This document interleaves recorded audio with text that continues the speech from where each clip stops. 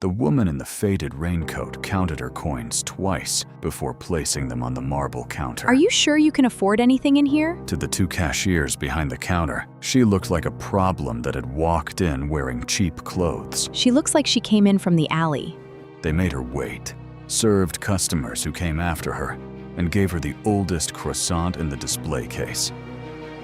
Eleanor took the paper bag without complaint and sat at the small table near the trash station. Some people don't understand where they belong. As she bit into the dry croissant, the company slogan did not feel like a promise anymore. So this is what warmth became.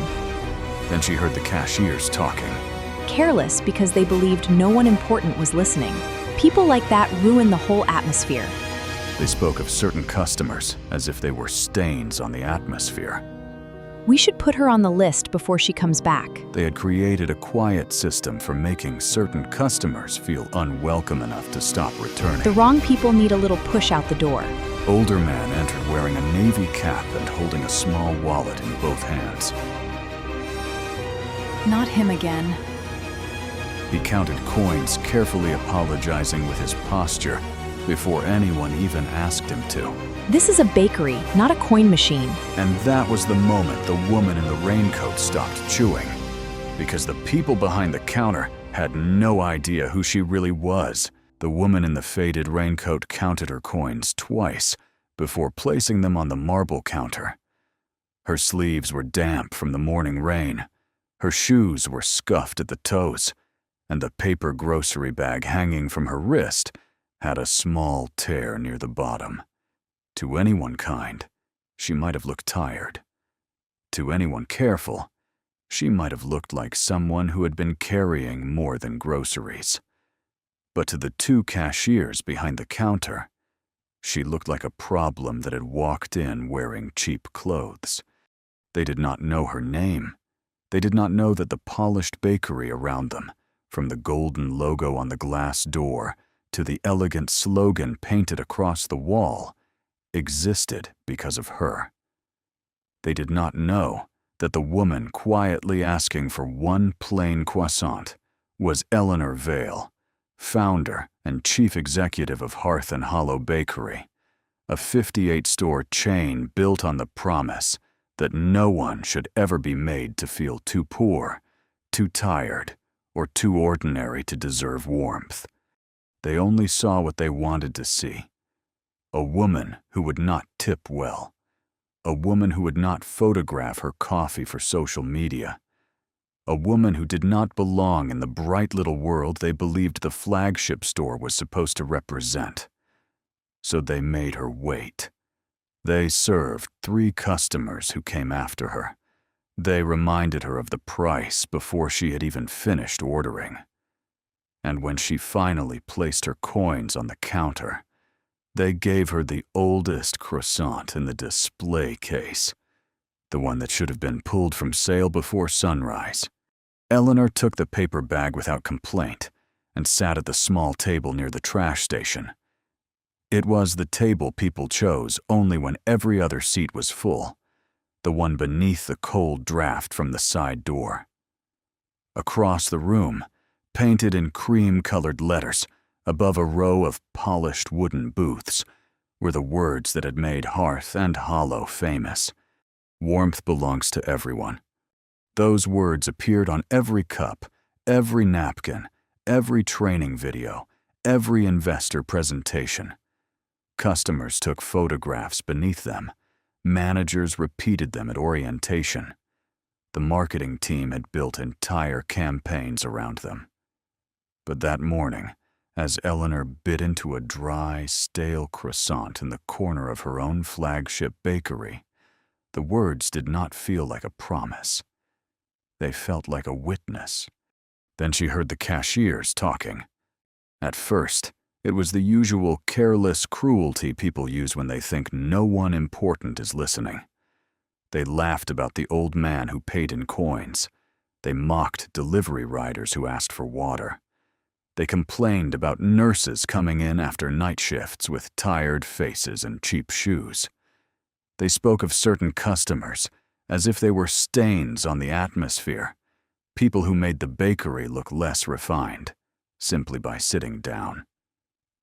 Then one of them mentioned a list. Not a company list, not an official policy. Something they had created themselves, a quiet system for making certain customers feel so unwelcome that they would stop returning. They called it the Velvet List because in their minds, Hearth and Hollow was supposed to feel soft, beautiful, and expensive, and some people, they believed, were not fit to touch velvet. Eleanor did not move. She kept her head lowered beneath the brim of her gray cap and held the croissant like any tired customer trying to disappear into the corner. But every sense in her body had sharpened. Years in boardrooms had taught her how to sit still while people revealed more than they meant to.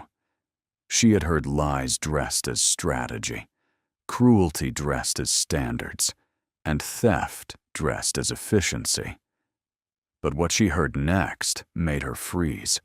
One of the cashiers said the night baker needed to be gone before Monday, because if Maya Reyes kept talking, the whole Sunrise honey bun story could fall apart. Maya Reyes. The name had appeared once in a report on Eleanor's desk, buried beneath phrases that had made the issue sound small. A difficult employee, a misunderstanding about credit, a resolved workplace conflict. At the time, Eleanor had almost trusted the summary. Almost. But now, sitting in disguise at a table no one respected, she understood something cold and simple. The reports reaching her office had not been telling the truth. They had been covering it.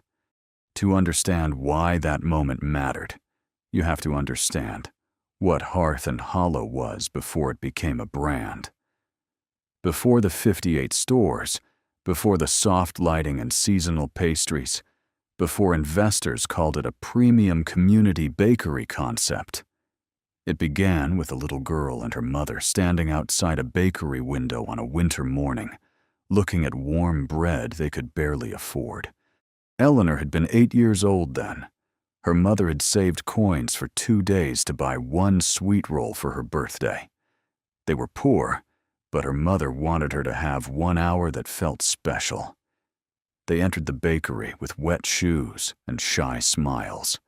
The man behind the counter served them because their money was real enough to take, but he made it clear that they could not sit near the window. He placed them at the little table near the restroom, beside the mop bucket and the draft from the back door. Eleanor remembered the shame more than the taste of the pastry. She remembered her mother pretending not to care. She remembered other customers looking away. Most of all, she remembered realizing that a room could be warm for some people and cold for others, depending on who was allowed to feel welcome. Years later, when she opened the first Hearth and Hollow, she painted her promise on the wall before she even ordered the menu board. Warmth belongs to everyone. It was not branding then. It was not a slogan. It was a vow made to the child she had been, and to the mother who had swallowed humiliation so her daughter could have one birthday pastry. The first store was small and imperfect. The chairs did not match. The counter had scratches. The original tip jar was an old blue ceramic jar painted with a little lighthouse. Eleanor baked before sunrise, served coffee at noon, washed dishes after closing, and learned the names of customers most businesses would have overlooked. A retired bus driver, a mail carrier, a young nurse, a man who sometimes slept in his car, but still insisted on paying for black coffee. Eleanor learned early that a bakery could feed more than hunger. It could tell a person they were still welcome in the world. Then the little store became 3 stores, then 11, then 30, then 58. The logo became cleaner. The chairs matched. The menu became seasonal. The old wooden counter was replaced by stone. The first location was renovated into the company's flagship store, polished until it looked less like a neighborhood bakery and more like a photograph of one. From headquarters, everything looked beautiful. Revenue was up. Customer traffic was strong. The flagship store had become the crown jewel of the company. Social media showed golden pastries, smiling employees, and sunlight falling perfectly over cups of coffee. The regional manager, Victor Harlan, reported that the store was thriving. Victor was calm, polished, and precise, the kind of man who could make any problem sound like a minor adjustment already handled. So when Eleanor first saw the negative reviews and anonymous employee complaints, Victor dismissed them gently. He said growth always made some people uncomfortable. He said high standards could feel unfair to employees who resisted accountability. He said one night, Baker, Maya Reyes, had been especially emotional about ordinary product development decisions. He said the situation had been resolved through coaching. The phrase should have comforted Eleanor. Instead, it stayed with her. A few days later, an envelope arrived without a return address. Inside was a torn strip of apron cloth dusted with flour, a photocopy of a strange tip distribution sheet, and a scrap of parchment paper with one sentence written in blue ink. "Ask who really bakes the sunrise buns." At the bottom was a tiny drawing of a lighthouse. Eleanor stared at that drawing longer than she expected to. It reminded her of the old blue tip jar from the first store, the one that had disappeared during renovation. Something about the envelope felt less like a complaint and more like a final attempt from someone who no longer trusted the official channels. So Eleanor stopped asking for reports. She went to see the truth herself. She bought the faded raincoat from a thrift store 2 neighborhoods away. She wore old shoes, a gray cap, and a delivery tote. She made herself look like someone the world was used to overlooking. Then, just after sunrise, she walked through the glass doors of her own flagship bakery as a stranger. The first thing she noticed was not open cruelty. It was performance. That made it worse. When a well-dressed couple entered ahead of her, Brielle Voss greeted them with a brightness so polished it seemed to sparkle. Brielle was the lead cashier, the face of the morning counter, beautiful in a sharp, curated way, with perfect hair and a smile that turned on instantly for the right kind of customer. Beside her, Kendra Pike laughed softly, offered samples, and made sure the couple knew about the limited edition glaze that had been trending online. Their warmth appeared instantly, like lights switched on for an audience. Then Eleanor stepped forward, and the lights went out. Brielle's eyes moved over the raincoat, the worn tote, the coins in Eleanor's hand. Something in her face hardened just enough for a person who had once been poor to recognize. Kendra became suddenly busy, wiping an already clean counter. The silence lasted just long enough to make Eleanor feel that asking for service was an inconvenience. That was how cruelty survived in places like this. Not always through shouting, not always through insults that could be quoted in a complaint. Sometimes it survived in pauses, glances, slow service, the wrong pastry, the cold seat near the trash, the tiny message that said a person could buy something but still not belong. Eleanor stayed after receiving her croissant. She listened, she watched, and the longer she stayed, the uglier the pattern became. An older man entered wearing a navy cap and holding a small wallet in both hands. His name was Samuel Brooks, though Eleanor did not know it yet. He ordered 1 sunrise honey bun and a small coffee. He counted coins carefully, apologizing with his posture even before anyone asked him to. Brielle's smile thinned. Kendra muttered that some people treated the register like a coin machine. The words were quiet enough to deny, but clear enough to wound. Samuel pretended not to hear. He looked once toward the table by the window, where morning light rested across the wood, then chose a seat closer to the back. Later, Eleanor would learn that Samuel had come to that same store every Friday morning with his wife, June, for 13 years. They had shared one honey bun and 2 coffees at the window table through retirement, illness, and the quiet narrowing of life.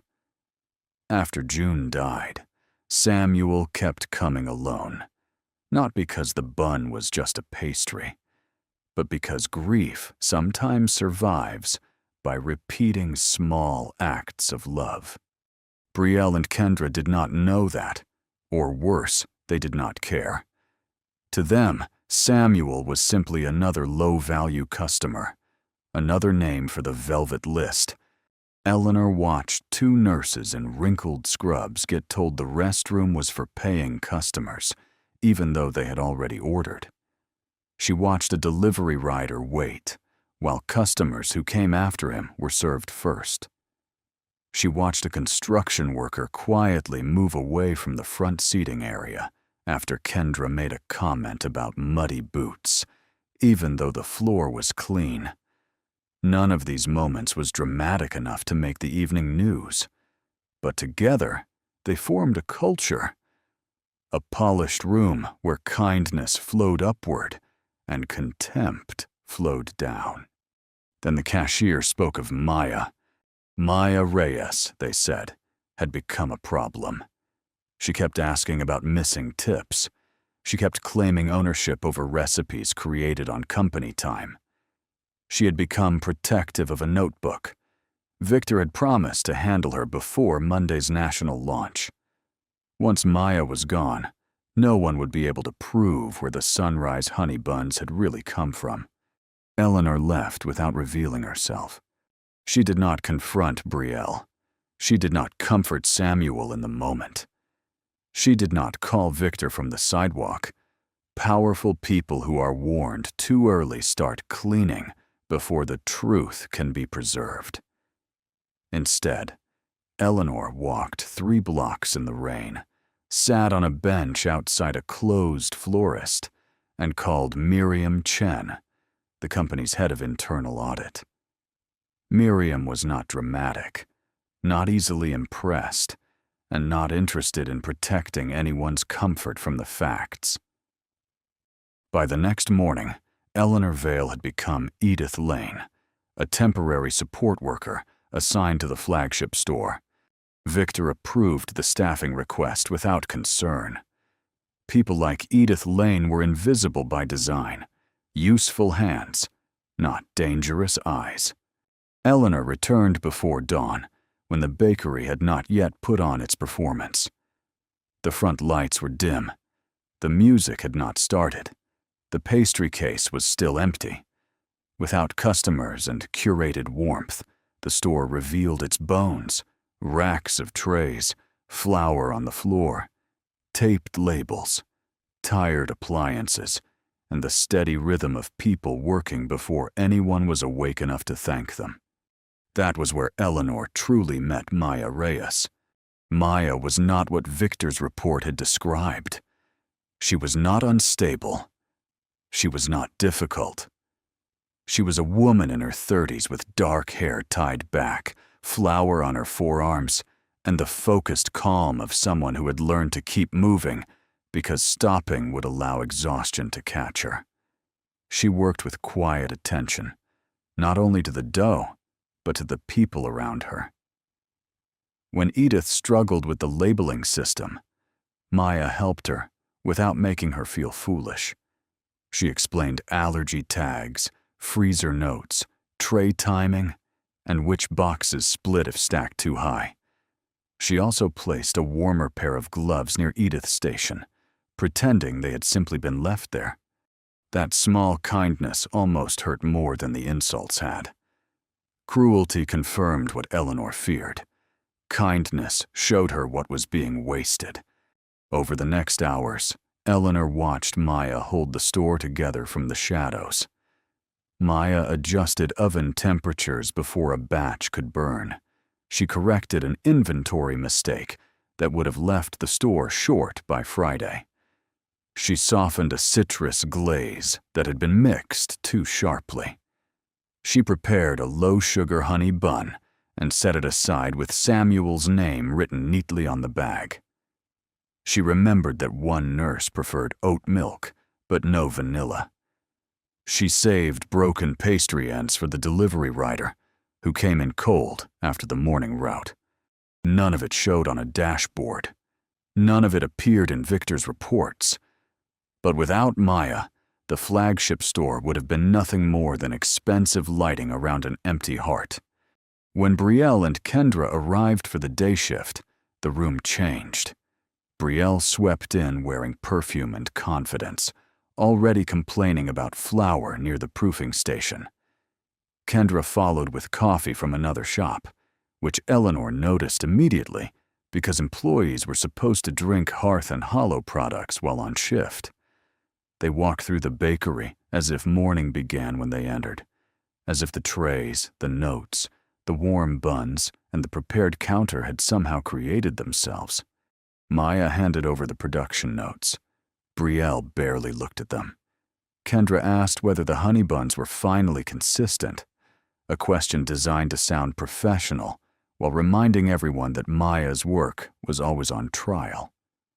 Maya explained that humidity had affected the dough and that she had adjusted the rest time.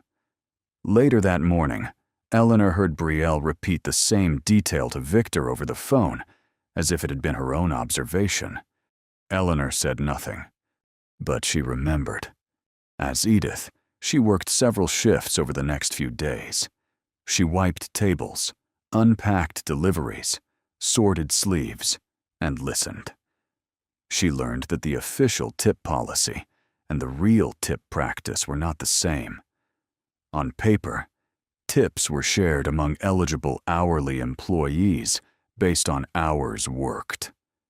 In practice, Brielle and Kendra controlled a second calculation. They called it front weighting. They claimed that the people who shaped the guest experience deserved more.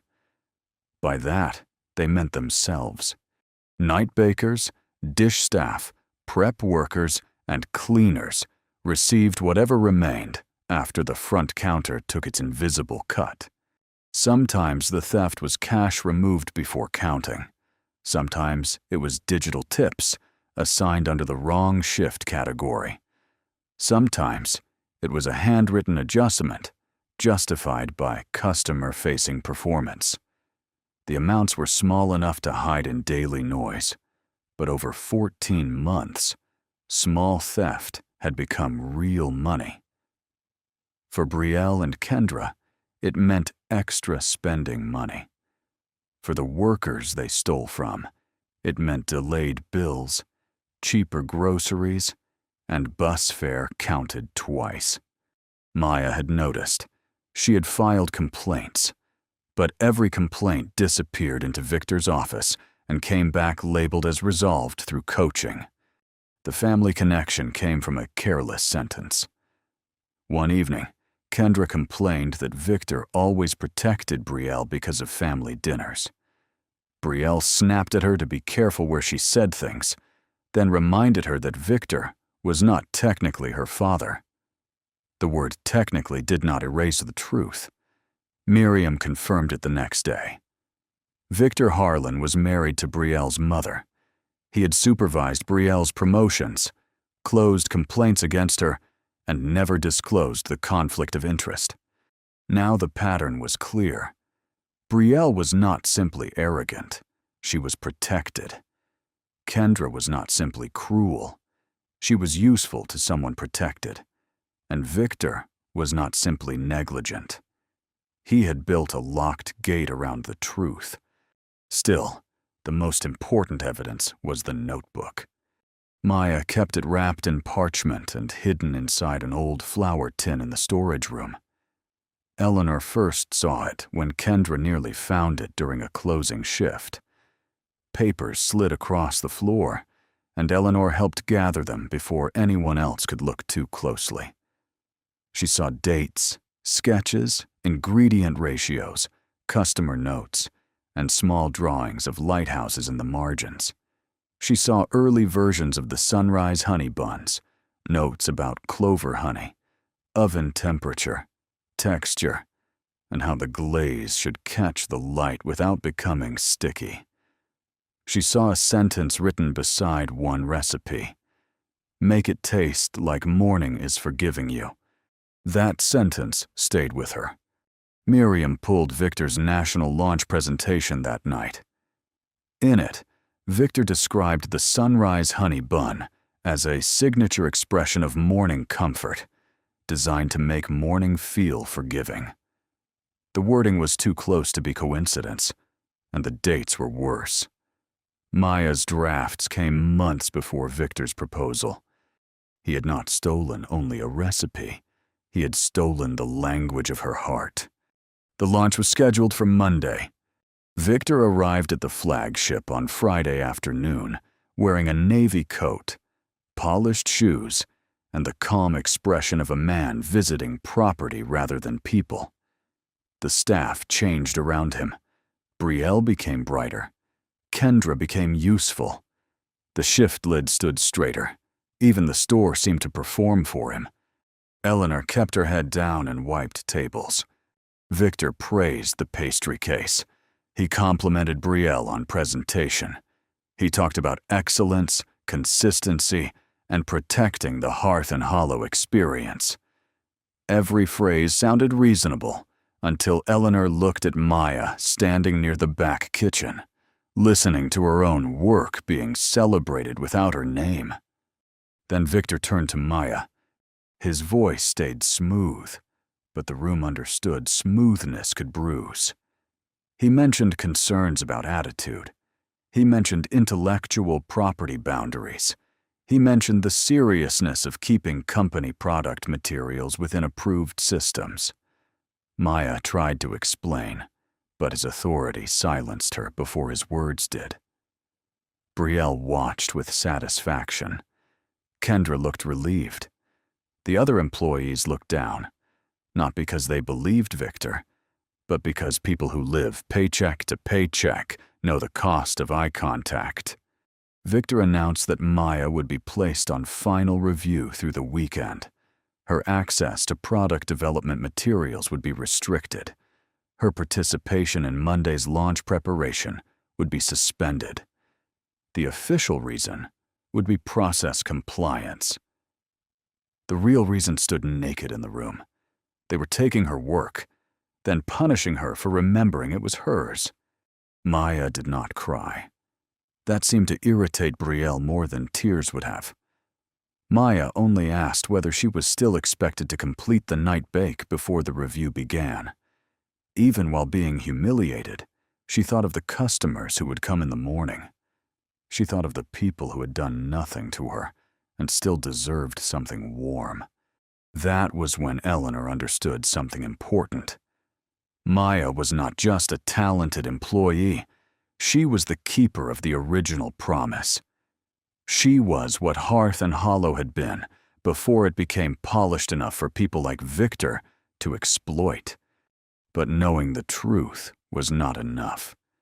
Eleanor needed proof strong enough to survive denials, lawyers, edited memories, and the polished outrage of guilty people caught too late. So she waited. She let Victor believe Monday would belong to him. She let Brielle believe Maya's ending had already been written. She let Kendra keep her little notebook beneath the register. And behind the scenes, Miriam's team gathered everything. They pulled digital tip records and compared them with cash deposits. They found adjustments clustered around Brielle's shifts. They found camera outages during tip counts. They recovered deleted scheduling messages. They traced 6 complaints from Maya, all closed by Victor's office. 1 complaint mentioned tip theft. 1 mentioned customer discrimination. 1 mentioned the velvet list. 1 mentioned that Victor had used Maya's recipe language in a regional report. The final complaint contained almost the same sentence as the anonymous envelope. Ask who really bakes the sunrise buns. All 6 had been buried. Saturday brought the incident that removed any last hesitation.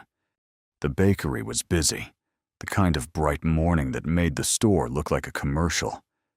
Brielle and Kendra were in full performance for the customers they liked, offering samples and smiling beneath the slogan. Maya worked in the back, officially restricted from product development, but still responsible for keeping the pastry case full, because hypocrisy often depends on the labor of the people it punishes. Samuel came in later than usual, holding his navy cap and a folded photograph in his coat pocket. Eleanor later learned that it was his wedding anniversary. He had spent the morning at the cemetery visiting June. For 13 years, they had marked the day with a honey bun at the window table. He ordered 1 sunrise honey bun and a small coffee. His coins spilled slightly on the counter. Not many, just enough to slow him down. Kendra sighed. Brielle glanced toward the line behind him and suggested with cruel politeness that some customers might be more comfortable taking their orders to go when seating was limited. The window table was empty. Samuel looked at it, then looked down. Then Brielle did something Eleanor would never forget. She took a honey bun from the display, placed it in a bag, then switched it with one from a tray marked for disposal beneath the counter. The movement was quick. Most customers would not have seen it. Eleanor saw it. So did Maya. The bun was not unsafe.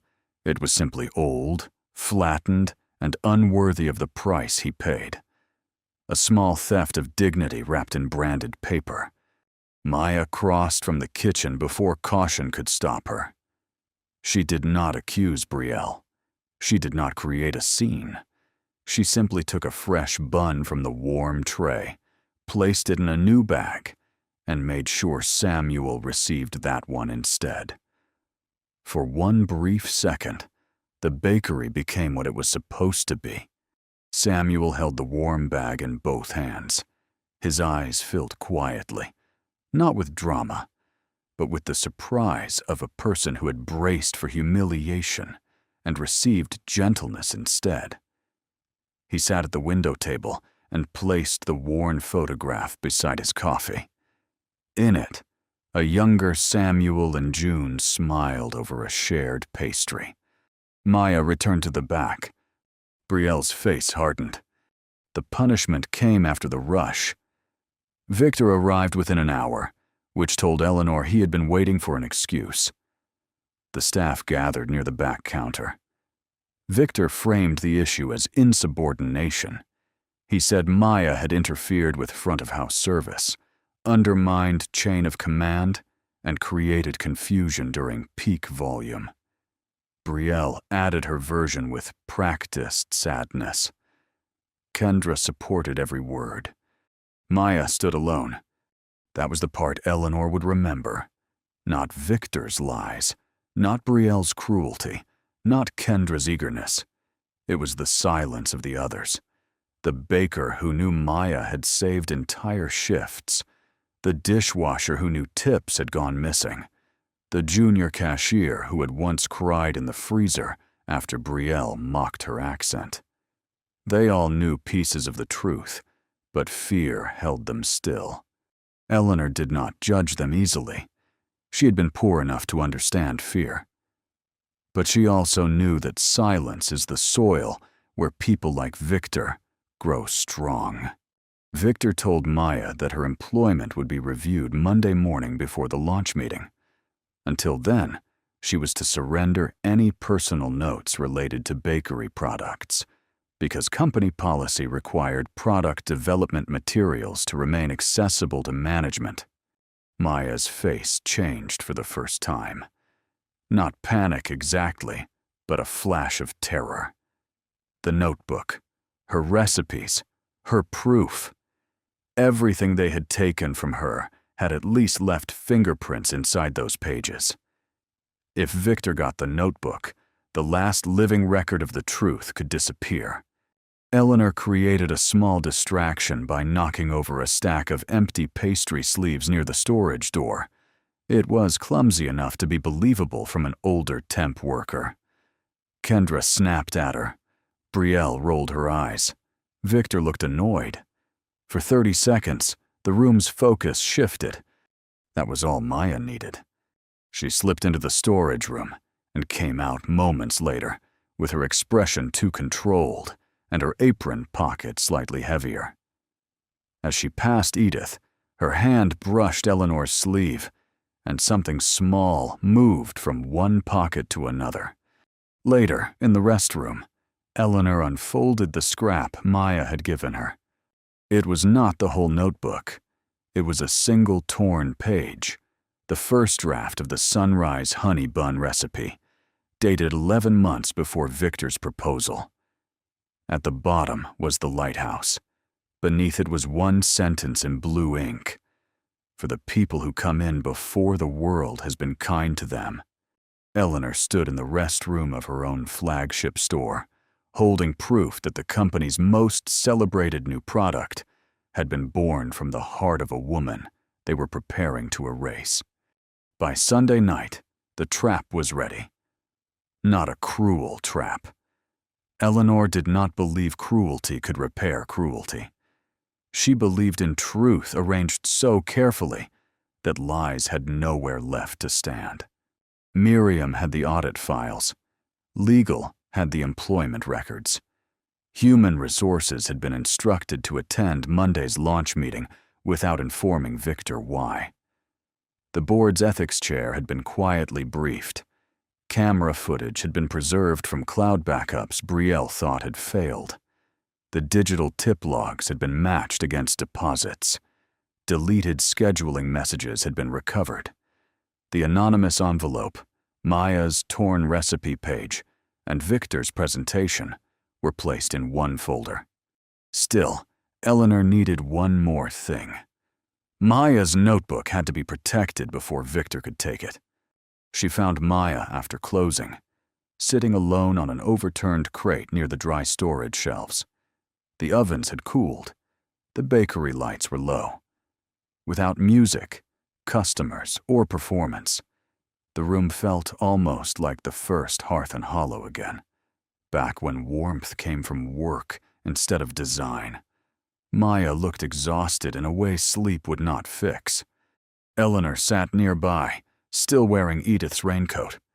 For a while, neither of them spoke. Sometimes trust cannot be rushed with questions. Sometimes the most honest thing one person can give another is enough silence to decide whether the truth is safe.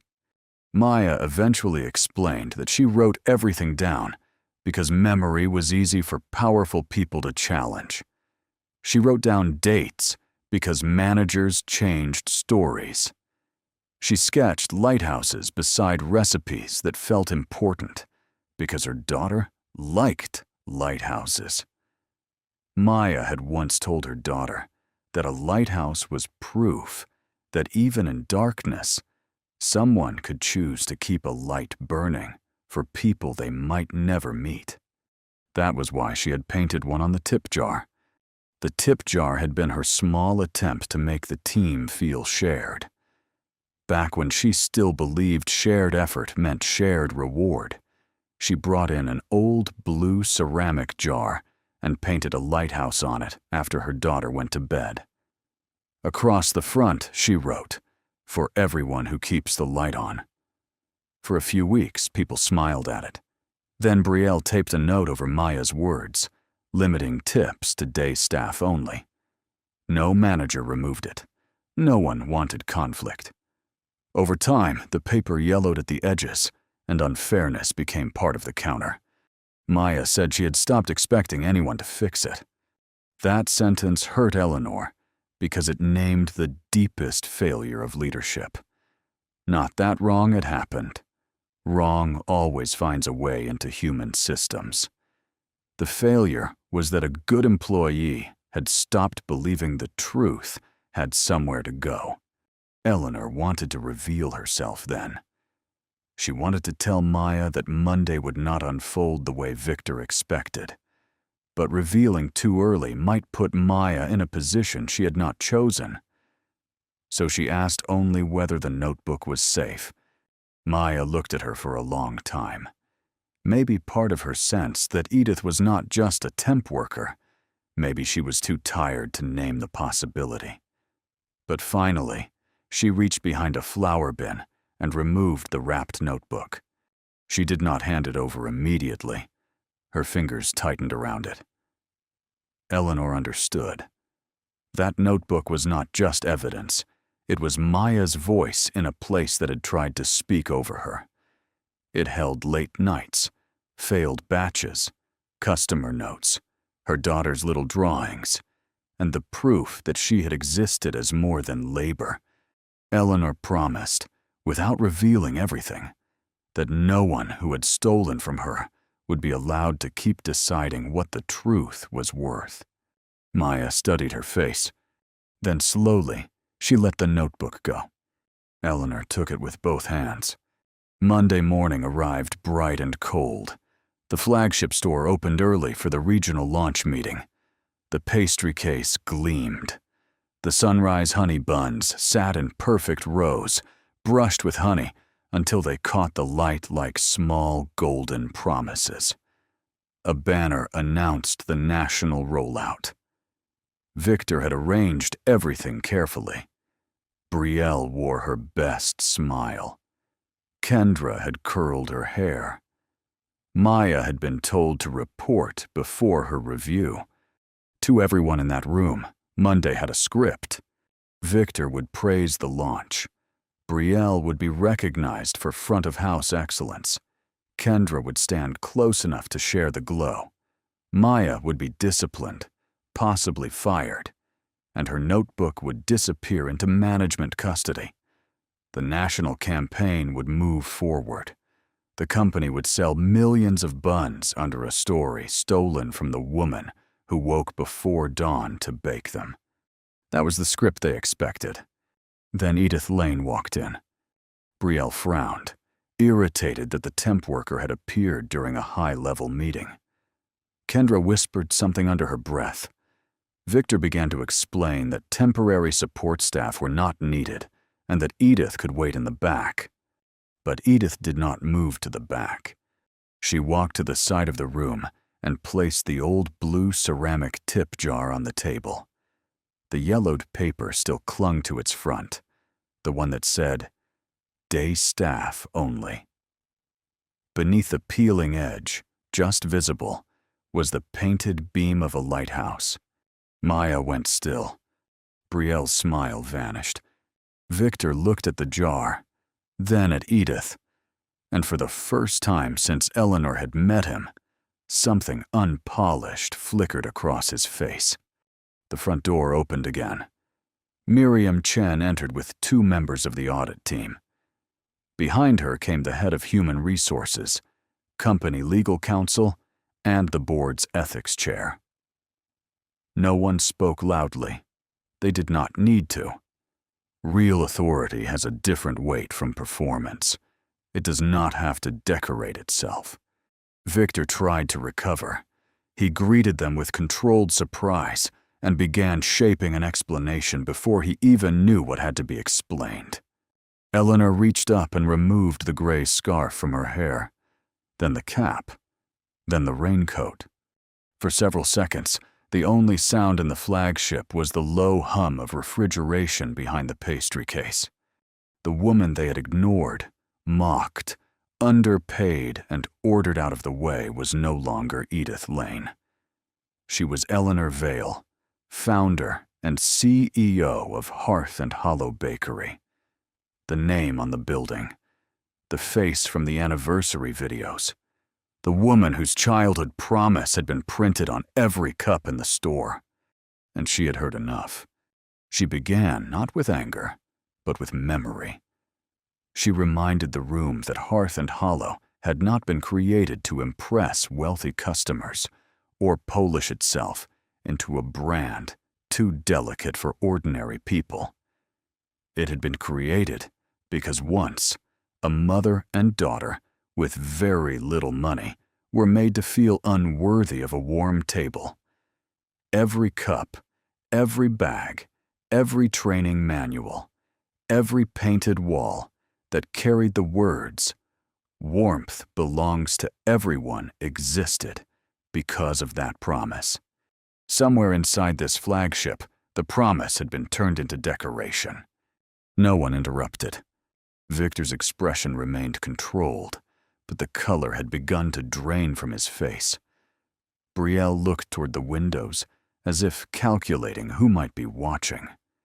Kendra folded her arms too tightly, trying to become small after years of making others feel small. Maya stood near the back, still in her work apron, afraid to trust what was happening. Eleanor described what she had seen as Edith Lane, the stale croissant, the coins treated like contamination, Samuel being steered away from the window table, nurses, delivery riders, construction workers, and elderly customers being treated as though their presence lowered the value of the room. She did not exaggerate. Cruelty rarely needs embellishment when it is finally named plainly. Then Miriam placed the first folder on the table. It held customer complaints that had never reached the executive office. Some were formal, some were anonymous. Some were written by employees who had watched customers leave in shame. Each complaint had been softened, reworded, or closed before it could become a problem for the people causing the harm. The phrase repeated again and again, resolved through coaching. In this store, coaching had not meant correction, it had meant burial. The second folder held the tip records. Kendra began to tremble. The audit team had reconstructed 14 months of tip distribution across cash, digital payments, shift edits, and deposit logs. The numbers told a story no one could laugh away. Front counter staff had received far more than policy allowed. Night bakers, dish staff, prep workers, cleaners, and temporary support workers had been systematically underpaid. Cash counts had been changed during shifts where cameras went offline. Digital tips had been routed under categories that favored Brielle and Kendra. Eleanor explained that stealing from workers did not become less serious because it happened in small amounts. It became more shameful because it targeted people least able to absorb the loss. Maya looked down, not because she was ashamed, but because the truth of what had been taken from her had finally been measured. A number can prove what your body already knew. A number can show that you were not imagining the unfairness. A number can turn months of quiet insult into evidence. Victor tried to step in. He began shaping the issue as an administrative breakdown, a training gap, a lack of clarity around policy. The words came easily, dressed in professionalism. But Eleanor knew the language of escape. She opened the third folder. This one contained the complaint trail. 6 formal complaints from Maya Reyes, one about tip distribution, one about discriminatory service, one about a delivery worker refused water, one about the velvet list, one about product ownership, one marked urgent, asking who really baked the sunrise buns. All 6 had been routed to Victor's office. All 6 had been closed before reaching Human Resources or the Ethics Board. Victor stopped speaking. There are moments when guilt becomes visible not through confession, but through the failure to keep pretending. His eyes moved once toward Brielle. It was a small mistake, but the room saw it. Eleanor revealed the undisclosed relationship next. Victor Harlan was married to Brielle's mother. He had supervised Brielle's promotions, closed complaints against her, approved disciplinary notes against employees who challenged her, and never disclosed the conflict. Nepotism might sound like an office rumor until the damage is placed beside it. Here, the damage had names: Maya, Samuel, the nurses, the delivery rider, the night bakers, the dish staff, the workers whose tips were shaved down while Brielle's authority grew. Brielle began to cry, but there is a difference between tears of remorse and tears of exposure.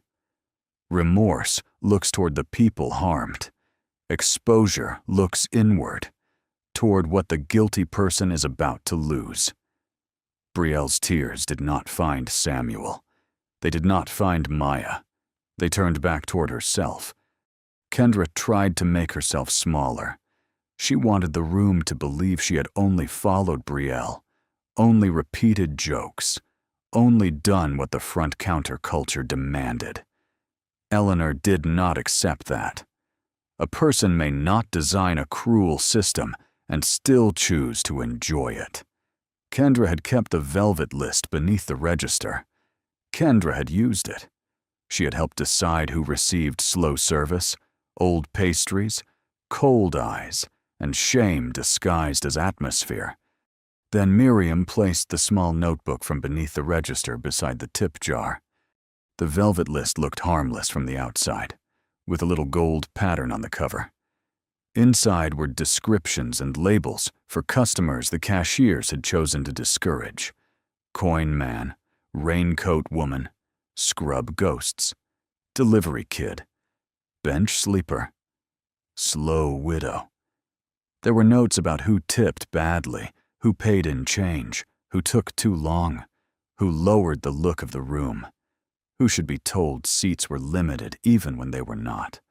Samuel had been listed too, not by name at first, but by description: old bus cap, window table, pennies, anniversary mornings. Maya covered her mouth. She knew what those mornings meant to Samuel. She knew because she had bothered to learn. Brielle and Kendra had known enough to use his tenderness against him. That was the difference between service and cruelty. Both notice details. One uses them to care. The other uses them to wound. Samuel had agreed to come in if needed, and Eleanor had made sure he would not be turned into a spectacle. He entered quietly, holding his navy cap. The room shifted with discomfort. People often prefer victims to remain abstract. Numbers can be reviewed. Complaints can be filed. But a person standing in front of you with hurt in his eyes removes the luxury of distance. Samuel did not accuse loudly. He was not built for public anger. His presence was testimony enough. Eleanor summarized what had happened to him with care. He had been a loyal customer since the early days. He had shared this store with his wife. After she passed, the window table helped him remember a part of his life grief had not taken. The cruelty done to him was not just bad service. It was the disrespect of a memory. Samuel placed the worn photograph of himself and June beside the tip jar. In the picture, they sat at the window table, smiling over a shared pastry.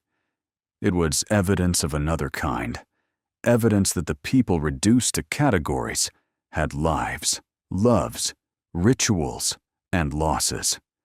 Brielle could not look at him. Only after Samuel was offered the window table did Eleanor turn to the matter everyone had feared most: the sunrise honey buns. On the display table, beneath the tasteful launch sign, the pastries gleamed as if innocent of the theft surrounding them. They were beautiful. That was part of the pain. Maya's work was beautiful. Her care had survived even in the hands of people who wanted her erased. Victor had mistaken that beauty for a product he could own. Eleanor opened Maya's notebook. Maya inhaled sharply, but Eleanor looked toward her first, making it clear that the notebook was not being taken from her anymore. It was being recognized. The pages were shown to the room. Dates appeared, ingredient tests, failed versions. notes about humidity, glaze texture, customer memories, a sketch of a bun designed to catch light, the phrase about making morning feel forgiving, the lighthouse drawn beside the final version. Then Miriam displayed Victor's regional proposal, submitted months later using nearly identical language and product notes that followed Maya's development path almost exactly. Victor tried one final defense. He claimed that ideas developed within store operations belonged to the company. He implied that Maya misunderstood collaborative innovation. He suggested that leadership refined, scattered contributions into scalable products. It sounded intelligent until Eleanor placed one more document on the table. It was the employee innovation policy she herself had approved years earlier. The policy stated clearly that employees who created products selected for regional or national rollout were to receive formal credit, a development bonus, and internal royalty compensation were applicable. Eleanor had insisted on that policy because she knew creativity did not only live in corporate test kitchens.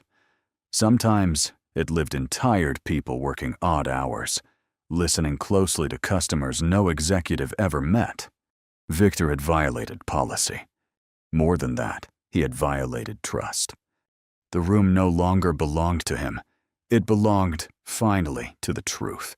Eleanor then did what everyone had expected Victor to do to Maya. She began the review. But it was not Maya's employment being reviewed. It was the conduct of the people who had built a private kingdom inside a company that was supposed to serve everyone. Brielle Voss was terminated first. Eleanor stated the reasons clearly: discriminatory treatment of customers, retaliation against co-workers, manipulation of tip distribution, and participation in a hostile store culture that directly contradicted company values. Her quarterly bonus would be frozen pending legal review of stolen tips.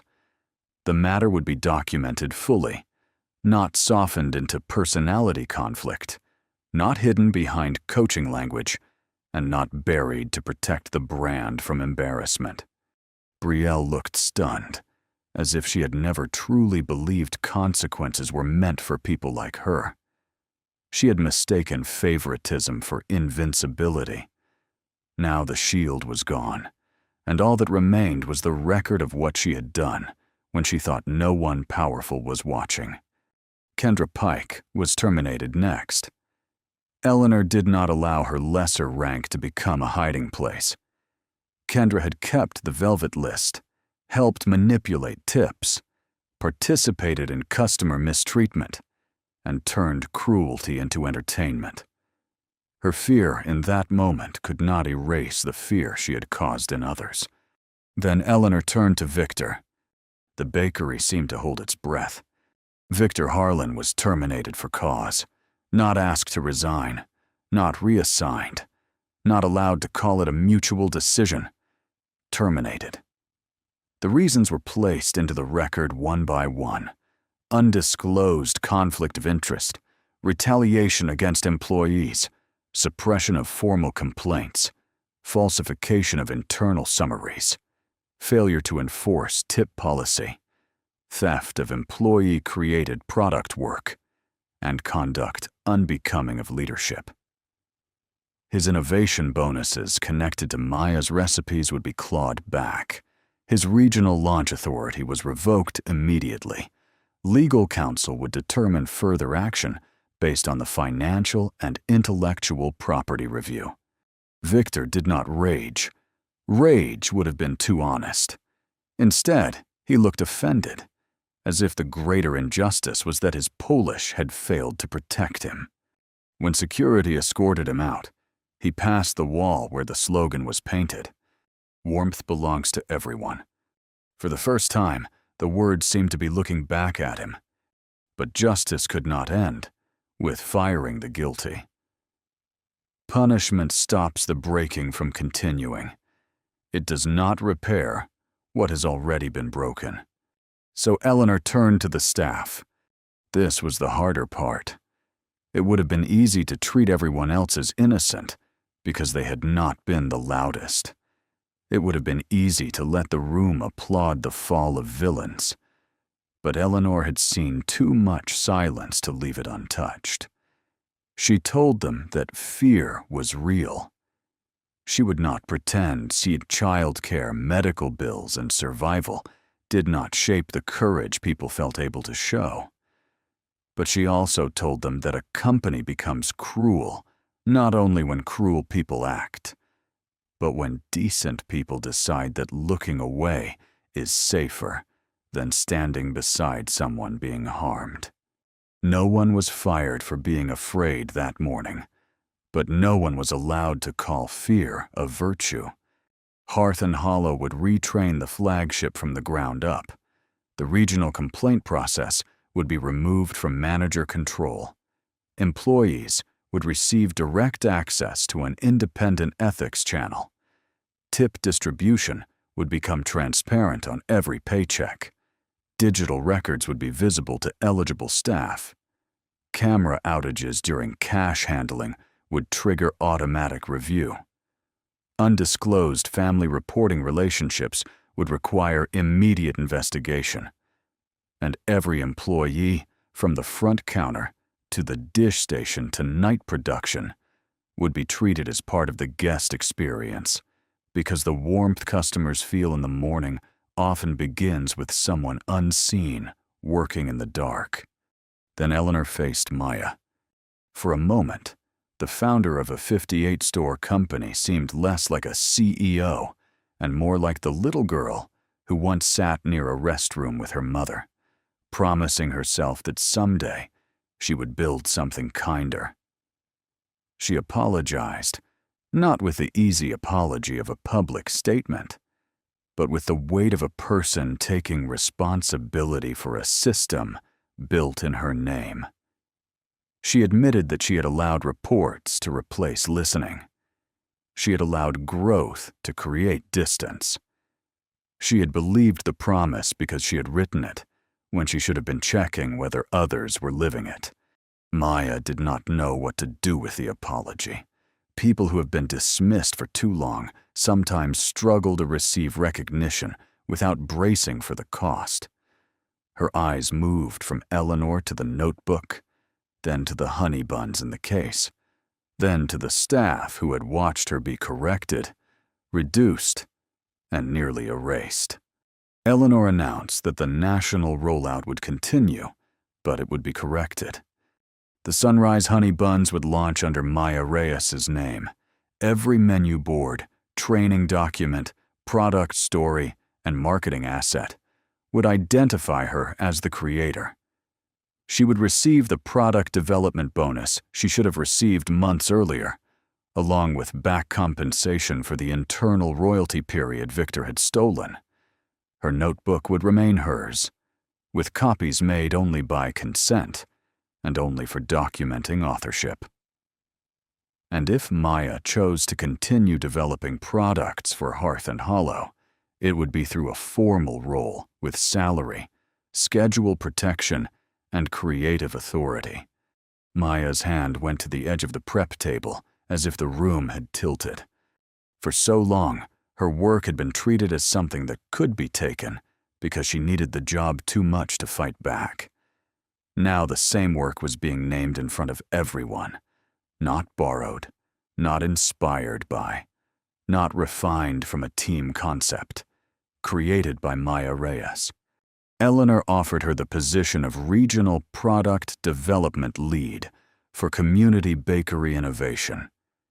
It was a role designed not to remove Maya from the people who inspired her work, but to give her the power to bring their stories into the menu without letting anyone steal the credit again.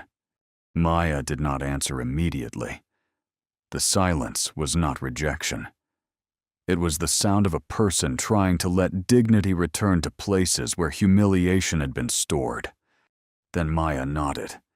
The room exhaled. It would be tempting to say everything changed in that instant. Stories often like clean turning points. But real healing is rarely so neat. The employees who had stayed silent did not become brave all at once. The customers who had been wounded did not magically forget. Maya did not walk out untouched by what had been done to her. Eleanor did not forgive herself simply because she had finally acted. Justice can open a door, but people still have to walk through, carrying the weight of what came before. Yet something real did change. Eleanor reached for the blue tip jar. She peeled away the yellowed paper Brielle had taped across it. The adhesive resisted at first, as if unfairness had become comfortable there. Then the paper tore free. Beneath it, the original words appeared in Maya's careful painted lettering. For everyone who keeps the light on. No one clapped. It would have felt too small, too theatrical. Instead, the staff stood in a silence that finally had respect inside it. Maya touched the jar with her fingertips. The lighthouse she had painted years earlier looked imperfect and beautiful, its beam stretching across the curve of the ceramic. She had made it after putting her daughter to bed, during a time when she still believed the store could become a shared place.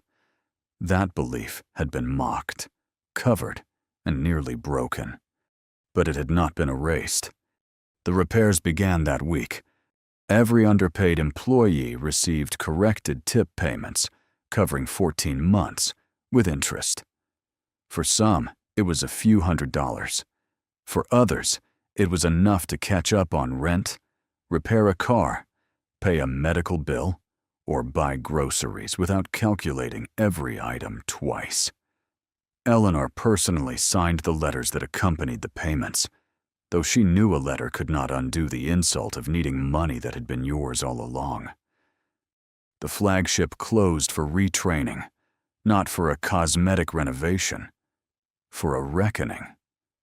The polished tables stayed. The pastry case stayed. The slogan stayed. But the meaning of the room changed because the people inside it were forced to face what they had allowed. Several employees apologized to Maya privately. Some apologies were awkward. Some were late. Some were more about guilt than repair. Maya accepted none too quickly. She had learned that kindness without change could become another performance. But over time, she allowed certain people to earn back small pieces of trust. The junior cashier who had once stayed silent began arriving early to help night staff transition into morning service. The dishwasher, who had feared losing hours, joined the new employee council. The shift lead who had let Brielle dominate the front counter stepped down from leadership until retraining was complete. Not everyone became noble, but some became honest, and honesty was a beginning. Samuel returned on the reopening morning. There were no cameras invited. Eleanor refused to turn his pain into a marketing campaign. No press release mentioned him. No staged photograph was posted. Maya baked the first tray herself, though her new role no longer required her to arrive before dawn. She said she wanted to make this batch with her own hands, not for the company, for the table by the window. When Samuel entered, he paused the way he always did. The room was different, though the furniture had not moved much. The difference was in the attention. No one rushed him. No one sighed at his coins. No one steered him away from sunlight.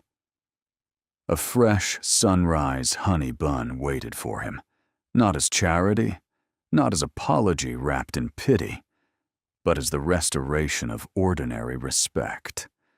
Maya had written his name on the bag in blue ink. Samuel sat at the window table and placed June's photograph beside his coffee. For a while, he simply looked at the pastry. Grief does not disappear because a bakery becomes kinder. A dead wife does not return because a table is saved. But cruelty had added an unnecessary wound to Samuel's mourning, and that wound, at least, could be tended. He broke the bun in half, as he used to do when June was alive. One half remained on the napkin across from him. Maya turned away for a moment, not because she wanted to hide from sadness, but because some forms of love are too private to stare at directly. Eleanor watched from a distance. She thought of her mother. She thought of that winter bakery. She thought of how easily a child's wound had become a company, and how easily a company had almost become the very thing that caused the wound.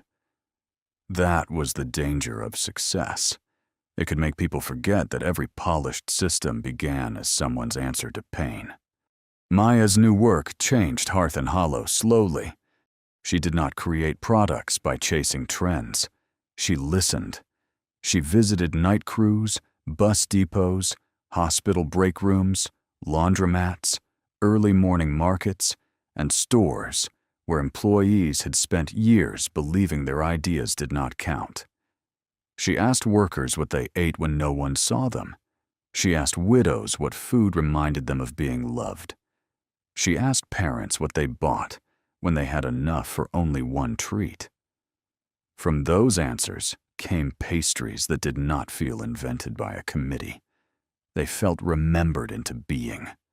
The first menu under Maya's leadership kept the sunrise honey bun in its place, but now the menu card carried her name clearly. Created by Maya Reyes, some customers barely noticed. Employees noticed most of all. In break rooms across the region, bakers who had spent years believing ideas only counted when managers repeated them began writing things down. Dishwashers suggested waste-reducing fillings. Baristas proposed pairings based on regulars they knew by heart. Prep workers shared family breads. The company discovered that creativity had never been scarce. It had only been ignored. Eleanor changed, too. She stopped trusting beautiful reports without ugly questions. She visited stores without warning, not to frighten people, but to listen before language became polished. She created a monthly founders table where employees from any level could speak without regional managers in the room. She tied leadership bonuses not only to revenue, but to staff retention, complaint resolution quality, tip transparency, and customer dignity. Some executives resisted the changes quietly. They worried about cost, complexity, exposure, and risk. Eleanor reminded them that the greater risk had already walked through the flagship wearing a raincoat and carrying coins. A company that cannot survive honesty does not deserve protection from it. As for Victor, Brielle, and Kendra, their consequences continued beyond that Monday. Victor lost his innovation bonuses and his reputation for calm excellence. Once the stolen labor and borrowed language were removed, there was little left behind his polished vocabulary. Brielle learned that charm and family protection could open doors, but could not keep them open after trust was gone. Kendra learned that cruelty enjoyed in groups can still be accounted for individually. None of them were destroyed for entertainment. They were simply made to live in a world where the consequences they had given others finally reached them. That was poetic justice, not because it was dramatic, but because it was exact. They had made people feel unwelcome, and they lost their place in the company. They had stolen tips, and the money was taken back. Victor had erased Maya's name, and his own name was removed from the launch he had tried to claim. Brielle had covered the lighthouse on the tip jar, and now the whole company saw what she had tried to hide. Months later, on a cold morning much like the one that had first brought Eleanor's mother into that old bakery decades ago, the flagship store filled before sunrise. Not with influencers, not with investors, not with people chosen for how well they matched the brand. It filled with bus drivers, nurses, office workers, parents, delivery riders, Retirees, students, and construction crews warming their hands around paper cups. Some paid with cards, some paid with cash, some counted coins. No one behind the counter made them feel smaller for it. Maya stood near the pastry case, no longer hidden in the back unless she chose to be. Her daughter Lucia had come in before school, wearing a backpack nearly half her size. She pointed at the menu where her mother's name appeared beneath the sunrise honey bun. Children understand recognition more purely than adults do.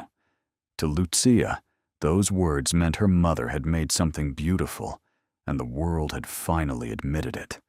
Eleanor watched Maya lift her daughter so she could see the lighthouse tip jar on the counter. The original paint had been sealed to protect it, but its imperfections remained. The beam was uneven. The letters curved slightly. The blue glaze had a tiny chip near the base. No designer would have approved it as a national brand asset. That was why Eleanor loved it. It was not perfect. It was true. Samuel sat at the window table, his coffee steaming beside June's photograph. No one rushed him. No one treated his grief as an inconvenience. Sometimes Maya sat with him for a minute before her meetings. Sometimes they said very little. Warmth does not always need many words. Sometimes it is simply allowing someone to remain where love once found them. The slogan on the wall stayed the same. Warmth belongs to everyone. But after everything that happened, those words no longer felt like paint. They felt like a responsibility renewed each morning by the people who unlocked the doors, mixed the dough, wiped the tables, counted the tips, and chose how to see whoever walked in next. Because cruelty rarely enters a workplace wearing a monstrous face. Sometimes it wears a clean apron and a practiced smile. Sometimes it speaks in policy language. Sometimes it calls discrimination atmosphere, theft adjustment, retaliation coaching, and silence professionalism. And kindness, real kindness, is not proven by how warmly people treat someone powerful. Anyone can smile upward. Character is revealed in how people treat the tired woman with coins, the old man with a photograph, the night baker with flour on her sleeves, and the worker whose name is not printed anywhere yet. Eleanor learned that a company can lose its soul one small permission at a time, one ignored complaint, one stolen idea, one cruel joke, one old pastry handed to someone deemed unworthy of fresh bread, one manager who protects family instead of truth, one room full of people who see harm and decide silence is safer. But a soul can also be recovered. One honest act at a time, one complaint finally read, one notebook protected, one tip jar uncovered, one name restored, one table returned to a grieving man, one worker reminded that the light she kept burning in the dark was seen after all. Maya did not become important on the day Eleanor revealed the truth. She had always been important. Samuel did not become worthy when the CEO apologized. He had always been worthy. The night staff did not become part of the guest experience when policy finally recognized them. They had always been part of it. Justice did not create their value.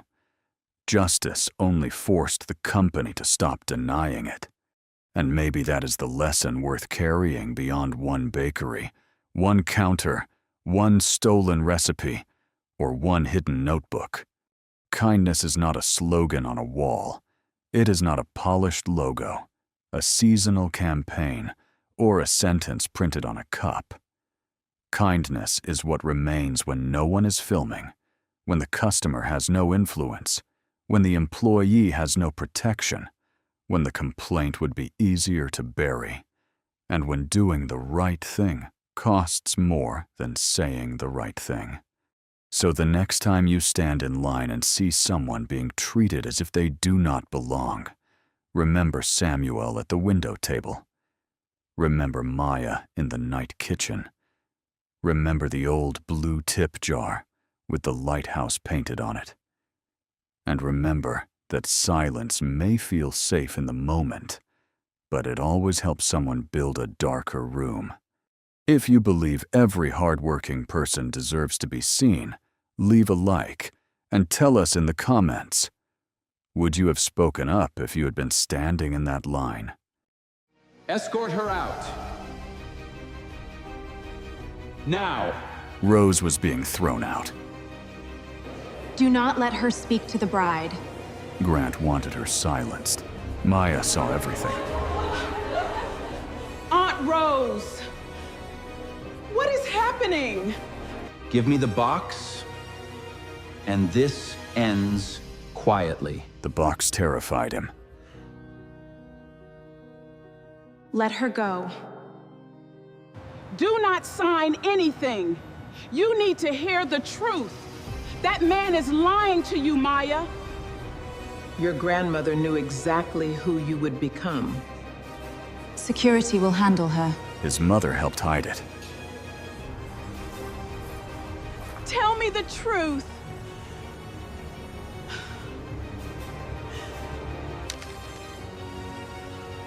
His grandmother left this for you. The twin sharks. 16 months earlier, it all seemed impossible. At 31, Maya had built a life that looked ordinary from the outside and meaningful to anyone who knew her. She taught at a public school on the east side of Briarwood, where she worked with children whose families had learned to measure time in appointments, bus schedules, and insurance denials.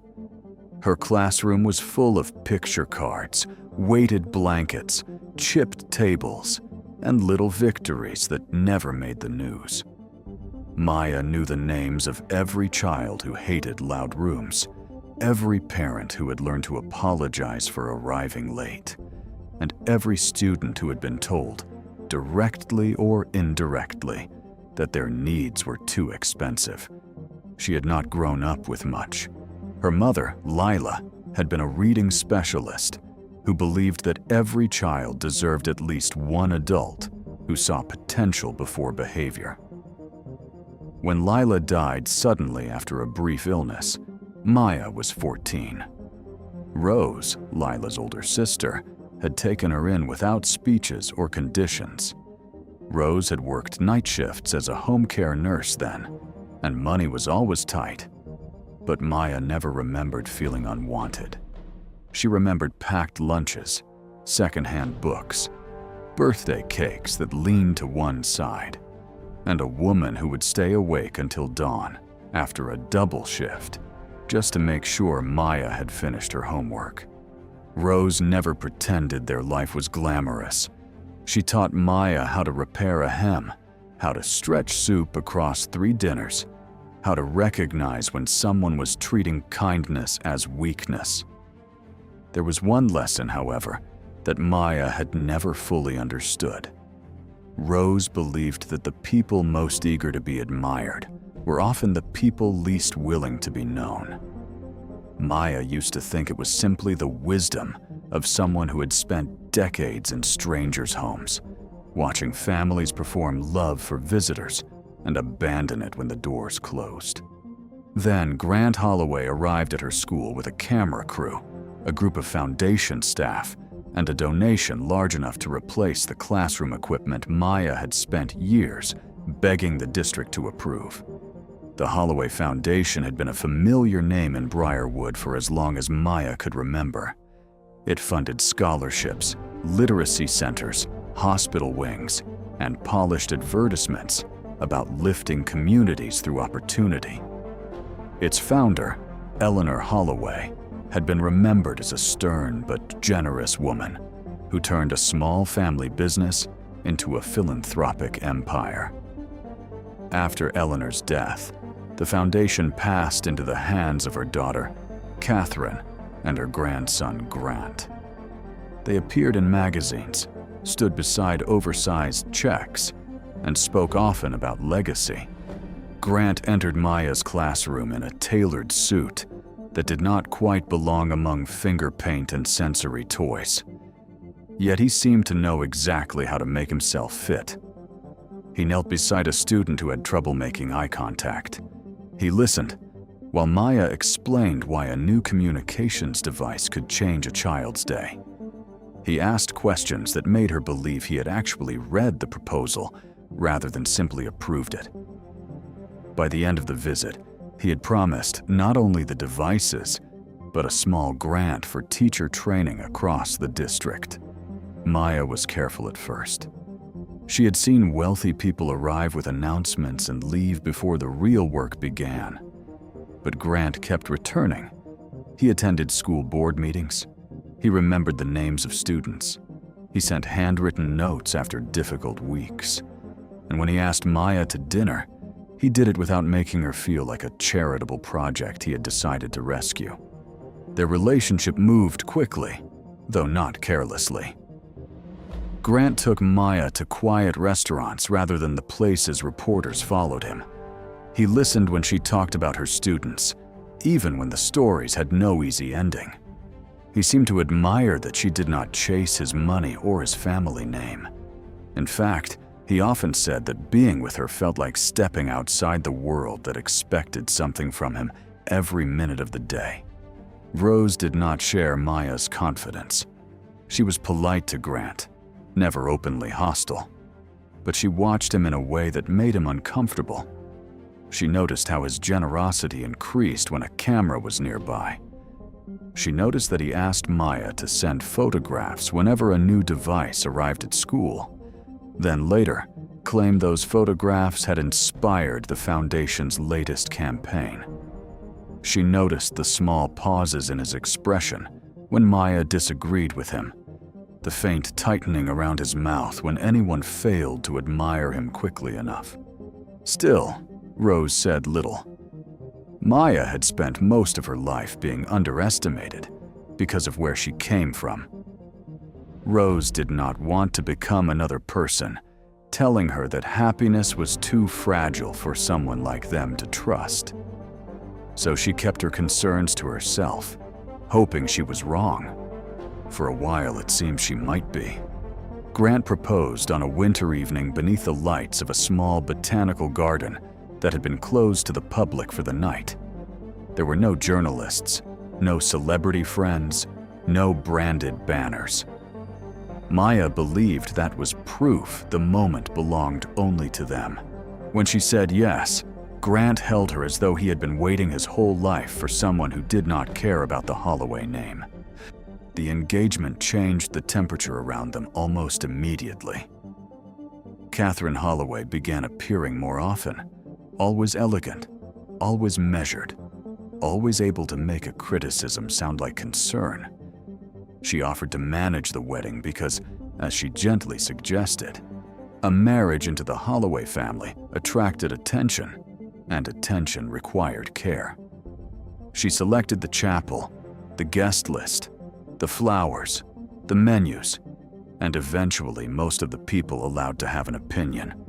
At first, Maya accepted this as generosity. She had never planned a wedding and did not want to be ungrateful. But Catherine's help came with a quiet process of removal. Maya's co-workers were shifted to a distant table because the room was limited. Rose was advised that a smaller family dinner before the ceremony might be more comfortable than the main reception. A photo of Maya's mother, which Maya wanted near the ceremony flowers, was described as too personal for the visual plan. Each decision seemed minor by itself. Together, they made Maya feel less like a bride and more like a detail being arranged. Grant always found a way to smooth it over. He told Maya his mother had spent her life managing public attention and did not know how to stop. He promised that once the wedding was over, they would build a life with fewer expectations and more space. Maya wanted to believe him. Every time doubt appeared, she reminded herself of the man who had sat on the floor of her classroom, and listened to a child struggle to form one sentence. Rose, however, recognized something Maya did not. She had seen Catherine Holloway before, though Maya had never known it. Nearly 20 years earlier, Rose had worked as a private nurse for Eleanor Holloway during the final season of Eleanor's life. By then, Eleanor was no longer the towering public figure people admired from newspaper photographs. She was ill, exhausted, and increasingly troubled by things happening inside the foundation that carried her name. Rose had been hired because Eleanor wanted someone outside the family. She had told the agency that she needed a nurse who could be trusted not to confuse employment with loyalty to Catherine or Grant. Rose had not understood the significance of that request until the nights when Eleanor could not sleep. On those nights, the old woman spoke less about death than betrayal. She had built the Holloway Foundation to keep children from being discarded by systems that found them inconvenient. Yet she had begun to suspect that her own family was using the foundation as a stage set, moving money through polished programs while the people in greatest need were removed from the picture. Eleanor never gave Rose every detail. She was too careful for that. But she did ask Rose to keep a cedar box hidden where Catherine would never think to look. She told her that the box contained what mattered if the family ever tried to turn compassion into a costume. Rose had promised without understanding how expensive that promise would become. After Eleanor died, Catherine claimed that the final estate documents had been settled. The foundation continued, and Grant grew into its public face. Rose received no invitation to the funeral reception. She kept the box in the back of a linen cabinet for years, telling herself that perhaps the danger Eleanor feared had passed. Then Grant began dating Maya. The first warning came 6 weeks before the wedding, when Rose visited Maya's apartment and found a stack of documents waiting to be signed. Maya had been told they were standard papers connected to her future role at the foundation. Grant wanted her to become the public education ambassador after the honeymoon. He said her work with children made her the perfect person to lead a new initiative. Rose read only a few pages before her hands began to shake. Buried beneath language about reputation, privacy, and coordinated communication was a clause preventing Maya from making public statements about foundation activities without written approval. There were financial penalties, confidentiality rules, and restrictions that would follow her even if she stepped away from the role. It was not a partnership agreement, it was a leash. That night, Rose went home, opened the linen cabinet, and took out the cedar box for the first time in almost 2 decades. Inside, beneath a yellowing knit scarf Eleanor had once used to wrap the documents, were pages bearing the old woman's signature, a sealed letter addressed to Rose, and a thin ledger written in a disciplined hand. The first page of the letter made one thing painfully clear. Eleanor had not asked Rose to protect a fortune. She had asked her to protect people. And if the day came when a Holloway tried to use marriage, charity, or public admiration to silence someone vulnerable, Rose was to make sure the truth reached the light. Rose had no idea how close that day was until the morning of Maya's wedding. The morning of the wedding arrived under a hard, bright sky that made every window of the Holloway estate shine.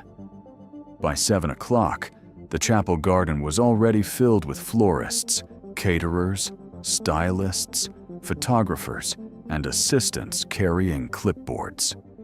The place looked less like a home than a machine built to manufacture a perfect memory. Every rose had been inspected. Every candle had been placed at the correct height. Every place card had been checked twice. And in the center of it all, Maya was being prepared to marry the man everyone insisted had given her a life beyond anything she could have imagined.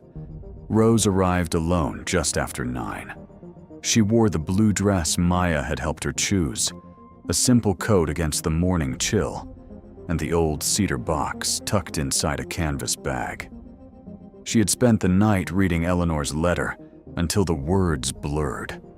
There was no instruction telling her to interrupt a wedding, no sentence ordering her to humiliate Grant or expose the family in front of strangers. Eleanor had only asked her to act before another innocent person became part of a lie. That difference mattered to Rose. She did not want revenge. She did not even want to ruin Grant.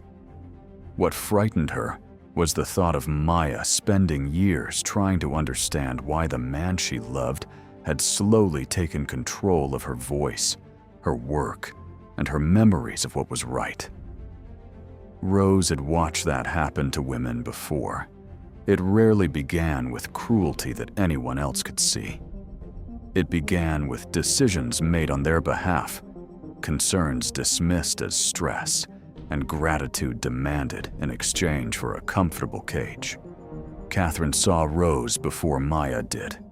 Her eyes moved to the canvas bag, then to Rose's shoes, then to the anxious way Rose searched the corridor for someone who could take her to the bridal room. Catherine greeted her with polished restraint, but the message beneath her manners was immediate. Rose had not been expected to arrive so early, and the family could not allow distractions on a day meant to be photographed from every angle. Rose asked to speak with Maya privately. Catherine explained that the bride was overwhelmed and could not be disturbed. Rose said the matter could not wait. Catherine's expression barely changed, but she sent an assistant to find Grant. Grant appeared several minutes later in his formal suit, surrounded by the calm authority of someone accustomed to people making space for him. At first, he treated Rose like an inconvenience that could be managed. He suggested she give Maya the box after the ceremony. He reminded her that the bride had enough emotions to handle. He implied that an old family matter could surely wait until the guests had gone home. Then Rose told him that the box had belonged to Eleanor.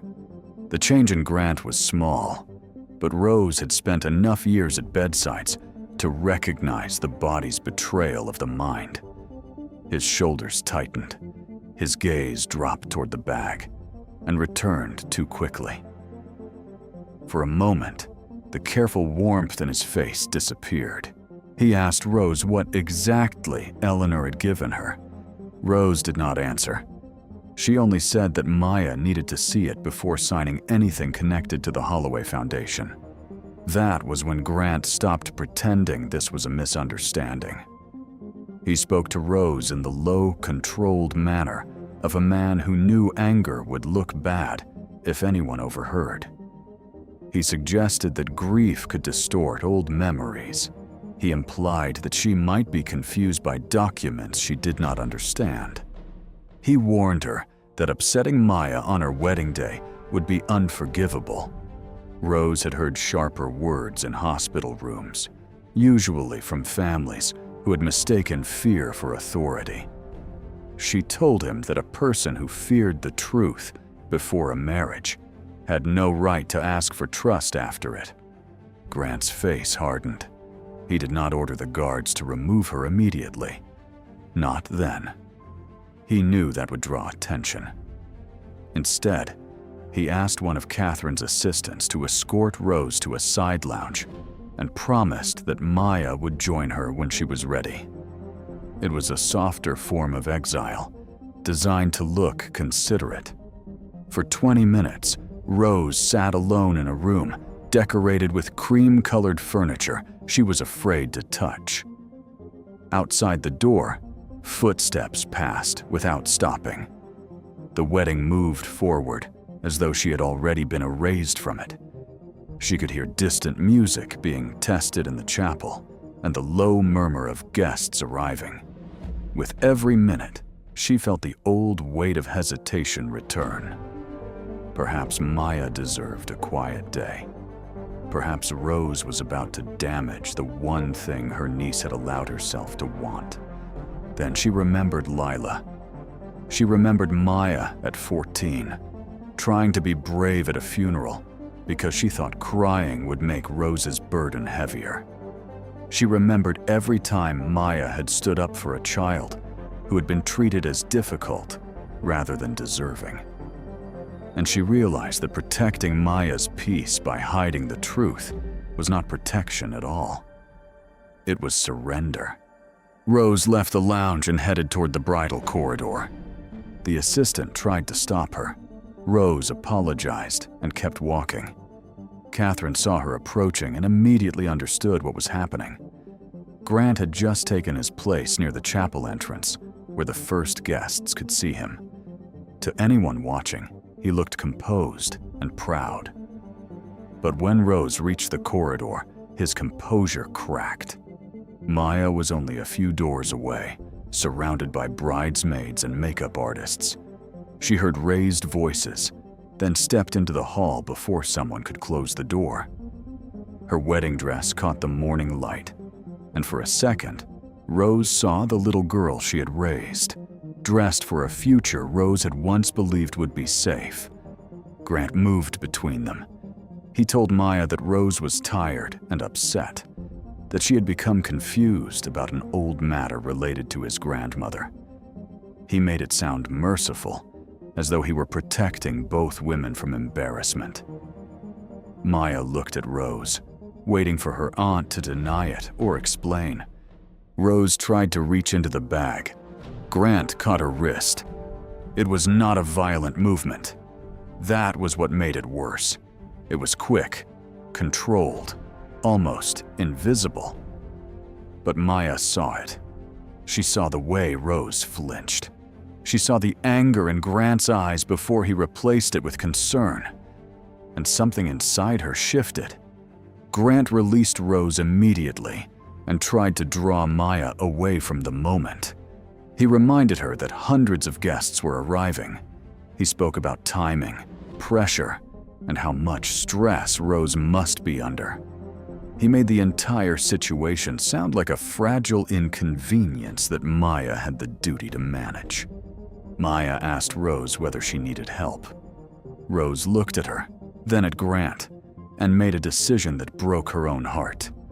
She told Maya that she did, but that the truth could not be spoken in a hallway full of people who wanted it hidden.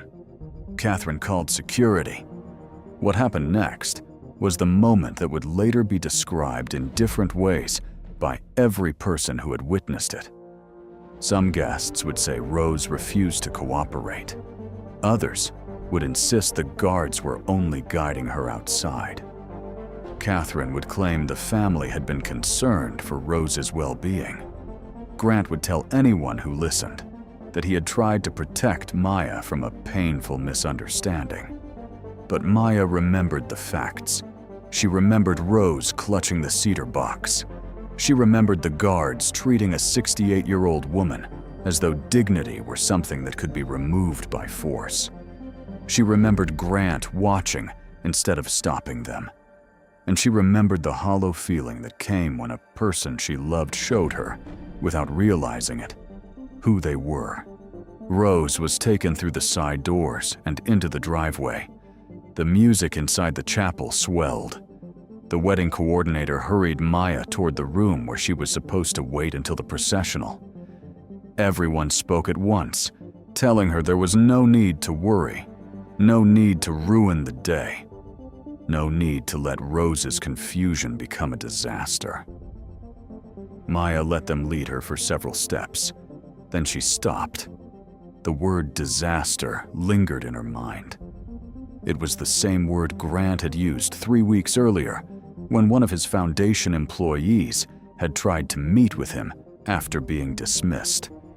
Maya had asked what happened, and Grant had said the employee was creating a disaster because she had misunderstood how professional organizations worked. At the time, Maya had accepted the explanation. Now she remembered the coldness behind it. She looked down at her hands and noticed something folded beneath the white ribbon of her bouquet. Rose must have slipped it there when Grant had grabbed her wrist. It was a single page torn from Eleanor's letter. Maya read it in the quiet of the preparation room, while her bridesmaids watched her face change. The handwriting was weak, but clear.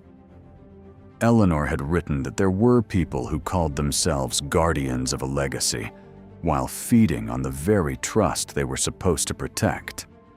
She had written that the family's greatest danger was not scandal, but the habit of teaching others to confuse wealth with virtue. And near the bottom of the page, she had left a warning addressed not to Maya by name, but to whoever might one day be asked to marry into the Holloway world. Never sign away your voice in exchange for a place at their table. Maya read the sentence twice. Then she asked her bridesmaids to leave. For the first time all morning, no one told her what the next step should be. Outside, Grant was taking his place near the altar. He believed Rose had been removed. He believed the box was still in her hands, but far enough away to handle after the ceremony.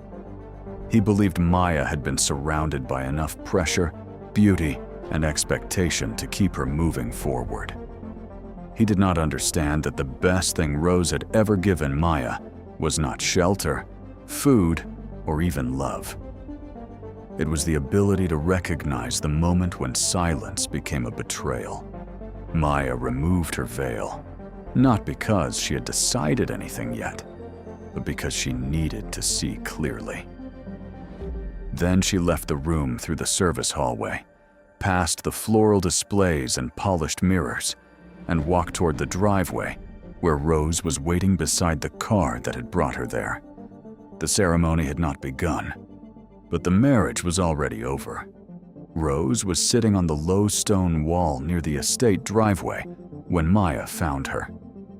The security men had stepped back once they realized the bride was walking toward them, but they remained close enough to remind Rose that even outside the chapel, the Holloway family believed they could decide where she belonged.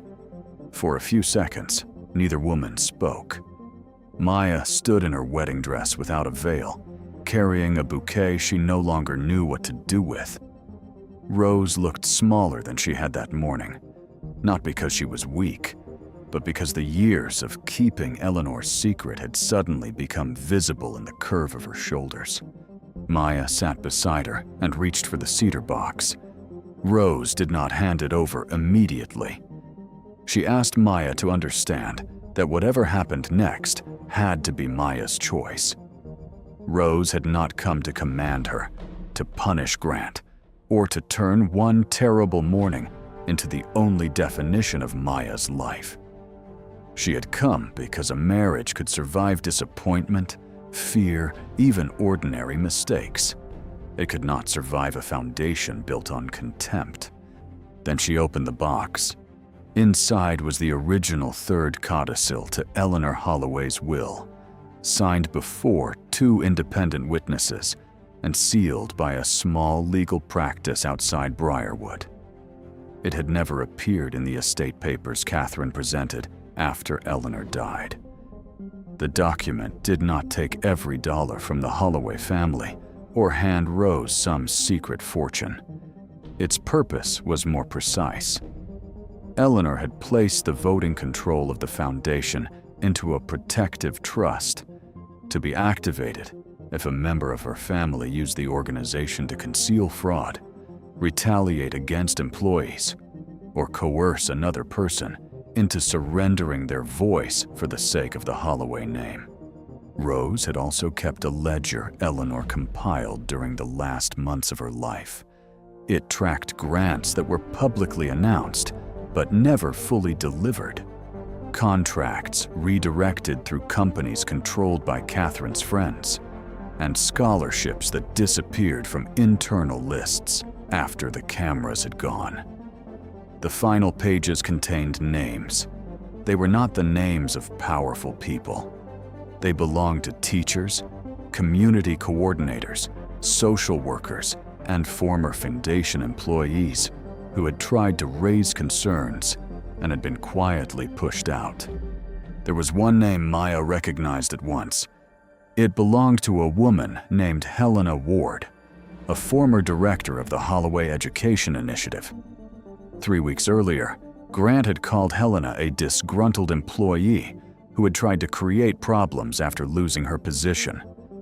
Maya had believed him because she wanted to believe him. But the ledger showed that Helena had objected to funds being moved out of school programs and into a marketing campaign designed around Grant's public image. Her dismissal had not been a misunderstanding. It had been retaliation. At the bottom of the box lay the agreement Grant wanted Maya to sign after the wedding. Rose had found a copy among documents left at Maya's apartment. Eleanor's letter explained why it mattered. Grant was not simply inviting Maya to become an ambassador for the foundation. He wanted her to become the moral face of a new campaign while binding her to confidentiality terms that would make it difficult for her to speak if she discovered what the family had done. Maya held the papers in her lap. The chapel bells began to ring behind them, a signal that the ceremony should be starting. For years, she had thought love meant believing in the best version of someone until they proved otherwise. But looking at the documents, she understood that Grant had already proved otherwise. She had simply been given reasons to look away. Rose told her there was one more thing Maya needed to know. Before coming to the wedding, Rose had sent copies of every document to the legal practice named in Eleanor's codicil and to the 3 independent trustees Eleanor had selected long ago. Rose had delayed for years because the evidence alone had not been enough to show the full pattern. But Grant's attempt to bind Maya to silence, combined with his treatment of Rose that morning, had made the pattern impossible to deny. Maya could not undo what Grant had done. She could not bring back the employees who had lost their jobs, or the children whose programs had been cut while the Holloways posed for photographs. But she could refuse to become the next polished layer over the truth. She stood and took Rose's hand. When they walked back into the chapel, the guests turned toward them with the curiosity of people who had waited too long without an explanation. Grant was at the altar beneath an arch of white flowers, looking composed, but increasingly irritated. Catherine sat in the front row, her face fixed in the expression of someone prepared to call anything inconvenient a misunderstanding. Maya did not rush. She did not let the wedding coordinator guide her into position. She walked down the aisle beside Rose, not because Rose needed to be rescued, but because neither of them would be separated again to make someone else comfortable. Grant tried to meet Maya with concern. He made the expression of a man ready to forgive a bride for panicking under pressure.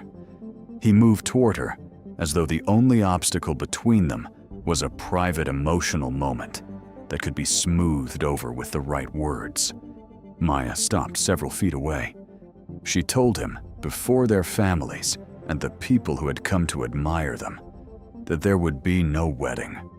She said she could not marry a man who treated her aunt's dignity as an inconvenience. She could not marry someone who used charity to build his image while hiding the harm done to the people who trusted him. And she would not sign away her voice so that the Holloway family could keep calling itself generous. The room did not explode into chaos. Real shock rarely does. It arrived as stillness. Grant's first instinct was to deny everything. He insisted that Rose had misunderstood old documents and that Maya had been manipulated on an emotional day. He suggested that the papers belonged in the hands of lawyers, not guests. In a narrow sense, he was right.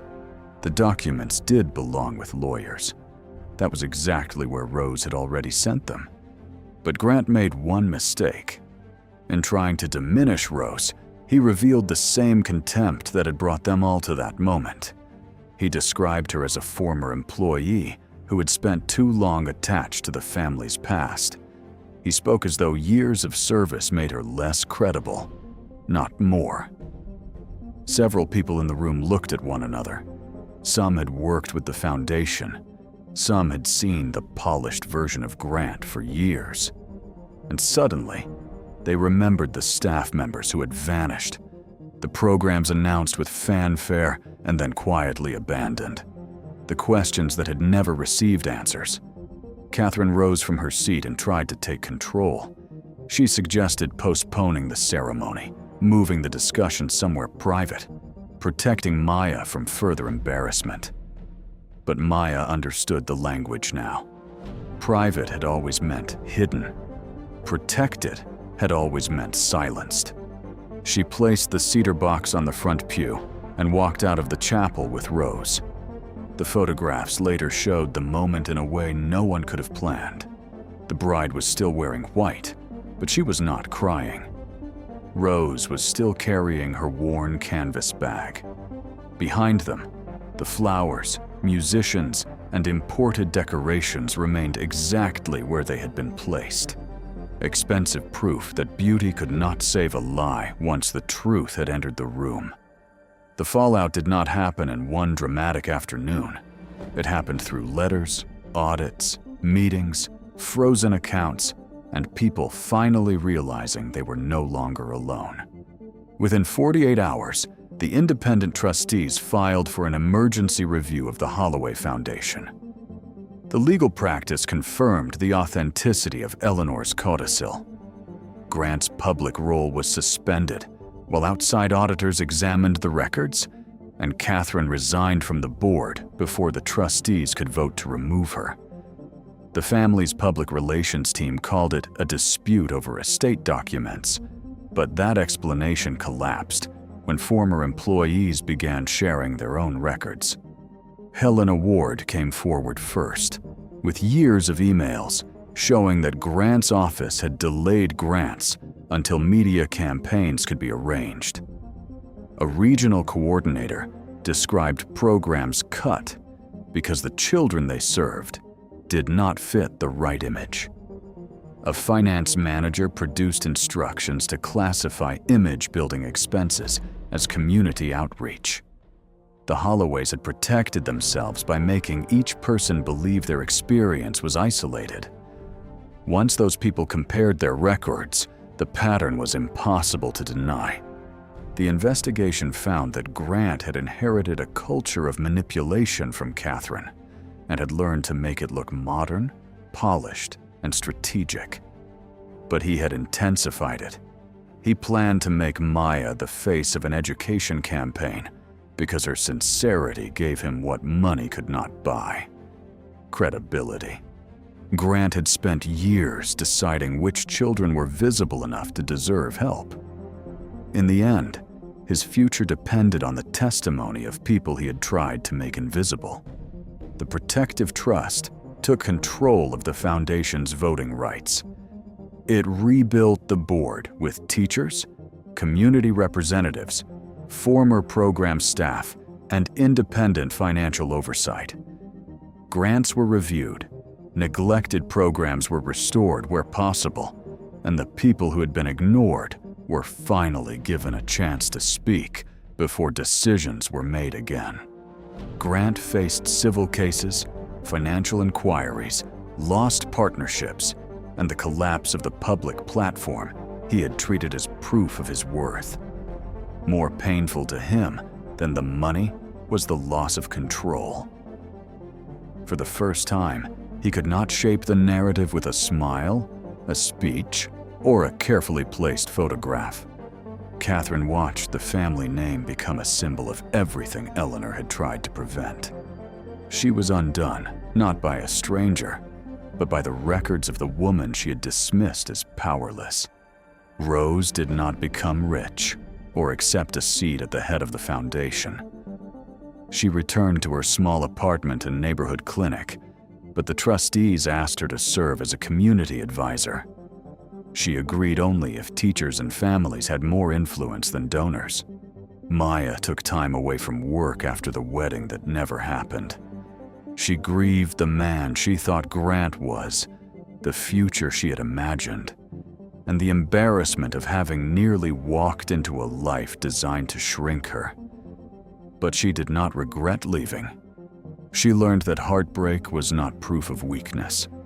Sometimes it was proof that a person had chosen truth before comfort. Months later, Maya returned to her classroom. The room still had chipped tables, picture cards, and students who needed more help than the system could easily provide.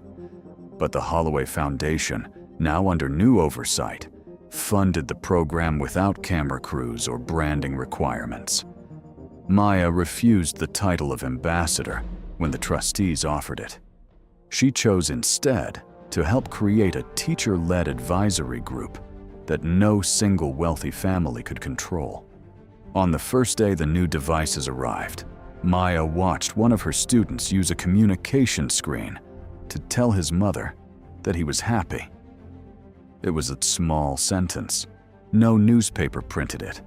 No donor stood nearby to claim credit. Yet Maya thought of Eleanor, of Rose, and of all the people whose names had been hidden in a ledger because someone believed their lives were not impressive enough to matter. That was the lesson Grant Holloway never understood.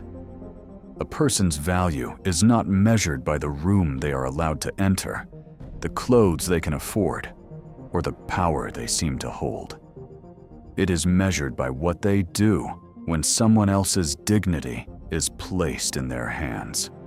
And sometimes, the person everyone tries to remove from the room is the only one carrying the truth that can save it. If this story moved you, remember this. Never confuse polished appearances with good character. The way someone treats those they believe cannot help them will always reveal more than the words they use in public. At Halston's charity gala, 15-year-old Noah Bennett was accused of stealing the library's most valuable book. They dragged him forward. Everyone watched in silence. You were trusted here. Conrad wanted a confession. What did you think would happen? Noah refused to lie. I did not steal it. The room believed Conrad. Then explain why you were hiding it. But Noah had found it. I found it in a crate. Because the original was missing. The original never left this library. Then Evelyn stepped forward. Don't let them take that book. She knew the truth. The displayed book was fake. The book under glass is a forgery. Conrad finally looked afraid. Be careful what you accuse me of. He did not steal history. He found what you buried. To understand why, go back 6 weeks. 6 weeks earlier, the Halston Heritage Library had not yet become the center of a scandal. It was still only an old public building on the east side of the city, standing between a bus station and a row of stores that changed owners every few years. Its limestone walls were stained by decades of rain. Its copper roof had darkened almost black. In winter, the pipes groaned beneath the floorboards, and in summer, the upper reading room carried the warm scent of dust, cedar shelves, old paper, and leather bindings that had survived longer than most of the people who once touched them. To wealthy people driving past in black cars, the library looked tired. It occupied valuable land near the river, close to luxury apartments, boutique hotels, and polished glass towers that had begun changing Halston beyond recognition. To developers, it was a property with potential. To city officials, it was a budget problem. To men like Conrad Vale, it was an opportunity waiting to be renamed.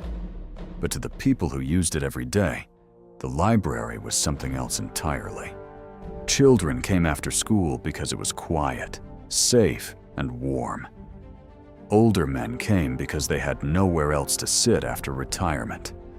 Mothers came to use the computers for job applications. Teenagers came to study, read, hide from arguments at home, or simply spend a few hours in a place where no one expected them to explain why life had become difficult. The library did not ask for proof of income. It did not care where a person slept. It did not demand that anyone explain their past before opening its doors. That was why Evelyn Hart had stayed there for so long. At 57, Evelyn had become the kind of woman people overlooked until they needed something only she could find. She was not loud. She did not dress to be noticed. Her gray-brown hair was always pinned neatly behind her head, and she wore thin cotton gloves whenever she handled old paper.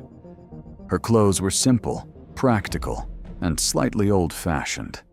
She moved through the archive rooms with careful, measured steps, as though every shelf held a memory that deserved respect. Officially, Evelyn was the library's senior archival assistant. It was a title that made her sound like someone who spent her days dusting books and filing records. In truth, she knew more about Halston's history than most of the men who gave speeches about it. She could identify a forged signature by the pressure of the ink. She could tell the age of a document by the fibers in its paper. She knew which streets had vanished beneath new construction, which neighborhoods had been renamed by investors, and which public promises had disappeared the moment money changed hands. Evelyn had built her life around those small traces, because 20 years earlier, she had learned what happened when powerful people believed they could erase them. Before coming to the library, Evelyn had been a forensic auditor for the city of Halston. She had worked in the municipal finance office, reviewing redevelopment budgets, public grants, housing contracts, and infrastructure programs. She had been good at her work. Too good, perhaps, for people who preferred financial reports to remain unread. At the time, Halston had been changing quickly. Old neighborhoods near the river were being cleared for redevelopment. Public housing projects were being repaired, relocated, or quietly abandoned. New foundations appeared every year, promising to rebuild struggling communities. Politicians praised private investment. Newspapers printed photographs of smiling developers standing beside ribbon cuttings and construction sites. One of those developers was Conrad Vale. Even then, Conrad had known how to make ambition sound like compassion. He was younger, hungrier, and far less famous than he would become. But the city already admired him. He spoke about restoring dignity to forgotten neighborhoods. He donated coats during winter drives. He appeared at school fundraisers. He made people feel that Halston's future depended on men like him. Evelyn had not disliked him at first. She had only followed the numbers.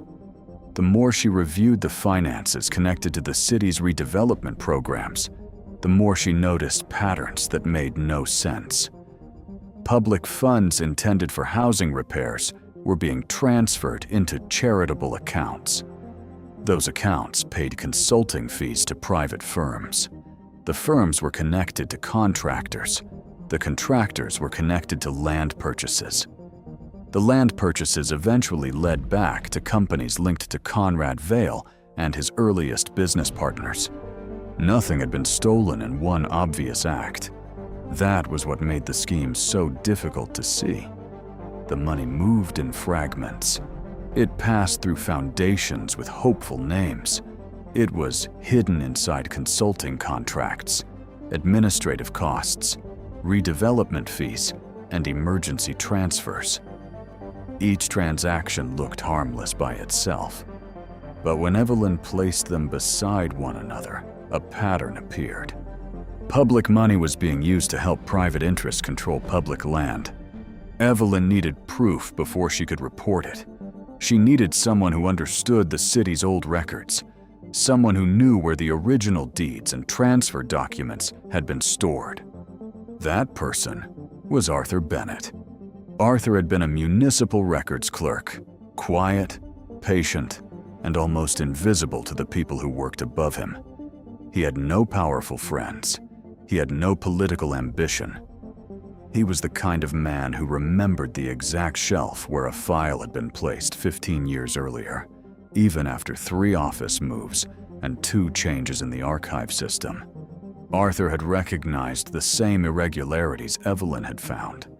Several land transfer records had been altered. Dates had been changed. Property classifications had shifted after signatures were supposedly completed. Documents had appeared in folders where they did not belong. Some records carried seals that had not existed at the dates printed on them. Together, Evelyn and Arthur had come close to exposing the truth. Then the documents began disappearing. Before Evelyn could deliver her final report, she was accused of manipulating city financial records. The same spreadsheets she had used to uncover fraud were suddenly presented as evidence against her. Money that had vanished through a complicated network of transfers was blamed on her department. The city needed someone to absorb the scandal, and Evelyn was convenient. She was not wealthy.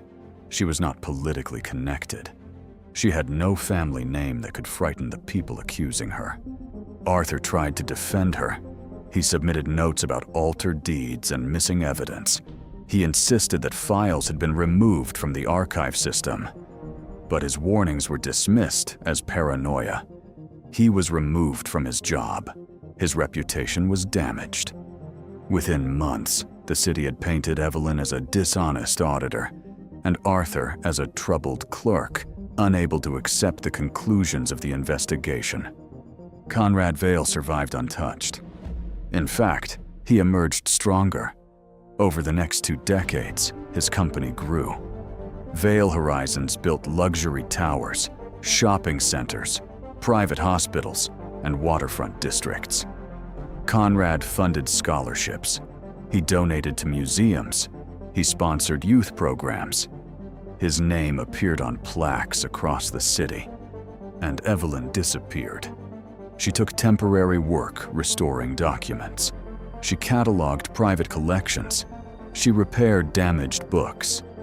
Eventually, the Halston Heritage Library hired her because old paper did not care what the newspapers had once said about her. The library was one of the few places where she could work without hearing whispers whenever she entered a room. For 20 years, Evelyn had not tried to fight her past. She had survived it. Then Conrad Vale announced that he wanted to save the library. The proposal arrived with headlines, television interviews, and photographs of Conrad standing beneath the library's stone archway, while promising a new future for Halston's children. Vale Horizons would invest $40 million into a modern educational complex called the Vale Center for Tomorrow. The plan included a technology wing, a media lab, a scholarship center, a renovated children's library, and a sleek glass structure extending toward the river. The city celebrated before most people read the details. The mayor praised Conrad's generosity. The library board called it a miracle. Newspapers described the project as a lifeline for an aging institution that could no longer survive on public funding alone. People who had never visited the library suddenly had opinions about how it should be transformed. But Evelyn saw what the others did not. The agreement required the city to lease the library property to Vale Horizons for 99 years. The library itself would remain open, at least in theory. But much of the surrounding land would be converted into private retail space, corporate offices, luxury cafes, and event halls. The old building would become the decorative center of a much larger commercial project. It would survive as an image, not as a promise. Evelyn understood the danger immediately. A public library did not belong to the city officials who happened to manage it. It belonged to the people who needed it. And once the land was given to a private company for nearly a century, there would be no easy way to take it back. She began studying the legal documents late at night. Most of the agreement had been carefully written by expensive lawyers. But near the end of the planning folder, hidden behind technical maps and development schedules, Evelyn found an amendment dated 1978.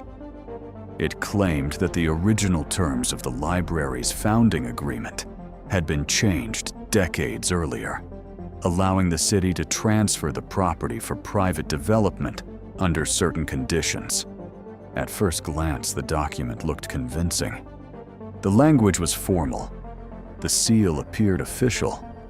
The pages were yellowed enough to suggest age. The signatures looked authentic. It was exactly the sort of paper most people accepted without question, because it looked old and complicated. But Evelyn had spent too long studying the small places where lies failed. The seal at the bottom of the amendment belonged to a municipal archive classification system created in 1986. The paper contained a fiber blend that had not been used in city documents during the 1970s. The typeface was correct for the era, but the spacing between lines matched a template introduced years later. The document claimed to have been filed in 1978, yet the reference number followed a code system that did not exist until the late 80s. Someone had created an old lie using new tools. That night, Evelyn sat alone in her small apartment on Grant Street, surrounded by copied documents and handwritten notes. Trucks rumbled below her window. The laundromat downstairs had closed hours earlier, leaving the building quiet except for the low hum of old machines. A mug of tea cooled beside her lamp as she compared the forged amendment to real city records. The more she studied it, the more certain she became. Someone was trying to steal the library without calling it theft. The next morning, Evelyn brought her findings to Martin Gage, the library director. Martin was not a bad man. He had spent years trying to keep the library open through funding cuts, staff reductions, and public indifference. He had the tired face of someone who had learned to celebrate every small victory, because larger victories no longer seemed possible. Evelyn explained the inconsistencies. She showed him the mismatched archive seal. She pointed out the paper fibers, the date problem, and the wrong filing system. Martin listened. He looked uneasy. He turned the pages slowly. Then he told her that the city legal department had already approved the agreement. Conrad Vale's team had spent months preparing the proposal. The library board had accepted the documents as legitimate. Martin suggested that Evelyn might be viewing the situation through the pain of what had happened to her years earlier. He did not accuse her of lying. That would have been easier. Instead, he implied that her past had made her suspicious of everything. Evelyn left his office without arguing. Downstairs, in the reading room, Noah Bennett was sorting returned books onto a cart.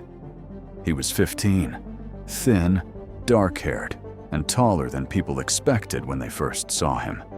His clothes were clean but worn. The sleeves of his jacket had frayed at the cuffs, and his shoes had been repaired with black tape near the soles. Noah had been coming to the library for nearly a year. He lived in a foster home on the other side of Halston, with a couple who were doing their best, but already had too many responsibilities. There were other children in the house, too many rules, and not enough quiet. Noah had moved through 4 placements in 6 years. He had learned not to unpack fully. He had learned not to ask whether a room was really his. He had learned that adults often said they wanted honesty, but only when honesty was easy to hear. At the library, no one asked him to explain himself. He volunteered after school. He organized donations, repaired loose book covers, helped older patrons use the computers, and spent hours reading local history. He liked maps, old newspapers, photographs, land records, and anything that revealed how the city had become what it was. He liked history, because history proved that people had existed even when the world tried to forget them. Evelyn had noticed him long before they became friends. At first, Noah had been another quiet boy sitting alone near the window. But then he began asking questions that surprised her. He wanted to know why old books sometimes had handwritten notes in the margins. He wanted to know why city maps showed streets that no longer existed. He wanted to know who decided what was worth preserving. One afternoon, Noah brought Evelyn a small brass key. It was heavy for its size, with a worn oval head and a symbol engraved near the shaft. The symbol looked like a lantern inside a circle. Noah explained that the key had belonged to his grandfather, Arthur Bennett. It was one of only 2 things Noah had left from him, along with an old photograph. When Evelyn looked at the photograph, the past reached out and took hold of her. Arthur Bennett stood beside a younger woman in an office filled with file boxes and folders. The woman wore a navy blouse and had dark hair pulled back from her face. She looked focused, determined, and far less tired than Evelyn remembered feeling during those years. The woman was Evelyn. For several seconds, she could not speak. Noah had never known the full story about his grandfather. He only knew that Arthur had worked for the city, had always spoken about truth, and had died before Noah was old enough to understand why adults avoided mentioning his name. Evelyn turned the brass key over in her gloved hand. The lantern symbol belonged to an old archival system. Before Halston digitized most sensitive records, certain files had been stored in locked cabinets beneath the library. The cabinet numbers were rarely listed in public records. Only longtime municipal employees knew they existed. That evening, after the public rooms closed, Evelyn took Noah down to the lower archive level. The basement corridor was narrow and cold. The lights hummed overhead. The stone walls carried the scent of damp paper and old dust. At the far end of the hallway stood several metal cabinets that had not been opened in years. Most were rusted. Some were sealed with outdated evidence labels. One cabinet bore the same lantern symbol as Noah's key, almost hidden beneath layers of paint. Noah placed the key in the lock. For a moment, nothing happened. Then the mechanism turned.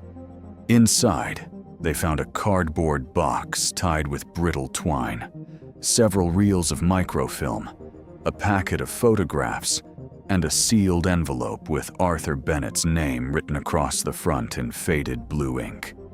Evelyn knew she should have contacted the city archives office immediately. She knew the rules. She knew the procedure. But when she saw Arthur's handwriting, she could not treat the moment like routine paperwork. The envelope contained a letter Arthur had written shortly before his death. It did not include a dramatic confession. It did not name every person involved. Arthur had been too careful for that. Instead, he wrote about fear. He wrote that the evidence they had found had been scattered, altered, and hidden in places no one would think to search. He wrote that Conrad Vale had never feared truth as much as he feared connections. A single document could be dismissed. A witness could be discredited. But if the old records were placed beside one another, they would reveal what had been done. Arthur believed the truth was still alive. It had simply been buried beneath the things powerful people considered worthless. At the bottom of the letter, he had left a sequence of dates, symbols, and file references. Evelyn recognized the system immediately. They were cross-references to municipal filings, redevelopment ledgers, library trust records, and financial documents connected to a charitable foundation that no longer officially existed. The name on the foundation was Vale Community Futures. It was one of Conrad Vale's first philanthropic organizations. Over the following days, Evelyn and Noah worked quietly. Noah helped copy reference codes, organize old files, and compare public records with the materials Arthur had left behind. He did not complain about the boring work. He had Arthur's patience in him, though he did not yet understand how deeply his grandfather had shaped him. Together, they found proof that the library land had never belonged to the city in the ordinary way. The property had been donated in 1912 by Margaret Halston, whose family had funded the original building. Her founding trust included a condition that had slowly disappeared from public summaries over the decades. The land had been given for permanent community use. It could not be sold, leased, transferred, or converted into a private commercial project. If the city ever attempted to do so, ownership would automatically revert to an independent public trust established by Margaret Halston herself. The entire Vale Horizons project depended on that condition remaining hidden, and the condition was recorded inside the original Founders Register. The Founders Register was an enormous leather-bound ledger stored in the library's climate-controlled vault. It contained the names of the original trustees, the first donations, the land agreement, and Margaret Halston's handwritten founding conditions. 3 days after Evelyn and Noah discovered the clause, the library board announced that the Founders Register would be displayed as the centerpiece of the upcoming Halston Heritage Gala. The gala was being promoted as a celebration of the library's future. Conrad Vale would be honored as the man who had saved the building. Donors, politicians, reporters, and business leaders would gather beneath the stained glass ceiling. The original register would be placed under glass as a symbol of the library's history and its bright new beginning. Evelyn read the announcement twice. Then she went to the vault. The Founders Register was still on its shelf. At first, she almost felt relieved. The leather cover was the right color. The gold lettering appeared worn. The binding carried the same floral pattern. Everything looked exactly as it should. But Evelyn had handled the original register twice before in her career, and she remembered one small detail no copy could easily imitate. Near the lower corner of the true cover was a dark water stain left by the flood of 1947. The book in the vault had no stain. Evelyn stood perfectly still. Someone had already replaced the original. And somewhere inside Halston, Conrad Vale now had the one document that could destroy everything he was trying to build. Evelyn did not touch the false register again until she had taken photographs of every detail that proved it was a replacement. She photographed the smooth lower corner where the flood stain should have been. She photographed the stitching along the spine, too even and too clean for a book more than a century old. She photographed the pages under angled light, revealing fibers that did not match paper made in 1912. Then she went to Martin Gage one last time. This time she did not arrive with a theory. She arrived with evidence. Martin listened behind the closed door of his office, while Evelyn laid the photographs across his desk. Outside, the library remained busy. Children moved through the reading room. A printer hummed near the public computers. Someone laughed softly near the circulation counter. The ordinary sounds made the conversation feel even more unreal. Evelyn explained that the Founders Register in the vault was not genuine. She explained that the true book contained the original land condition, preventing the library property from being leased for private development. She showed him the forged amendment from 1978 and the archive details that proved it had been created years later. Martin did not deny that the evidence looked troubling, but he was afraid of what the truth would cost. The gala was only days away. Conrad Vale's foundation had already paid for the event. City officials had confirmed their attendance. Newspapers had promised coverage. The library board had built its entire future around the announcement of the Vale Center for tomorrow. If Evelyn was right, the project would not merely be delayed, it could collapse completely. Martin told her that accusing Conrad Vale without official proof would be reckless. He warned that the board would see her actions as sabotage. He said that the city could not survive another public scandal involving the library. Evelyn understood what he was really saying. He believed the library needed Conrad more than it needed the truth. That afternoon, she was placed on administrative suspension.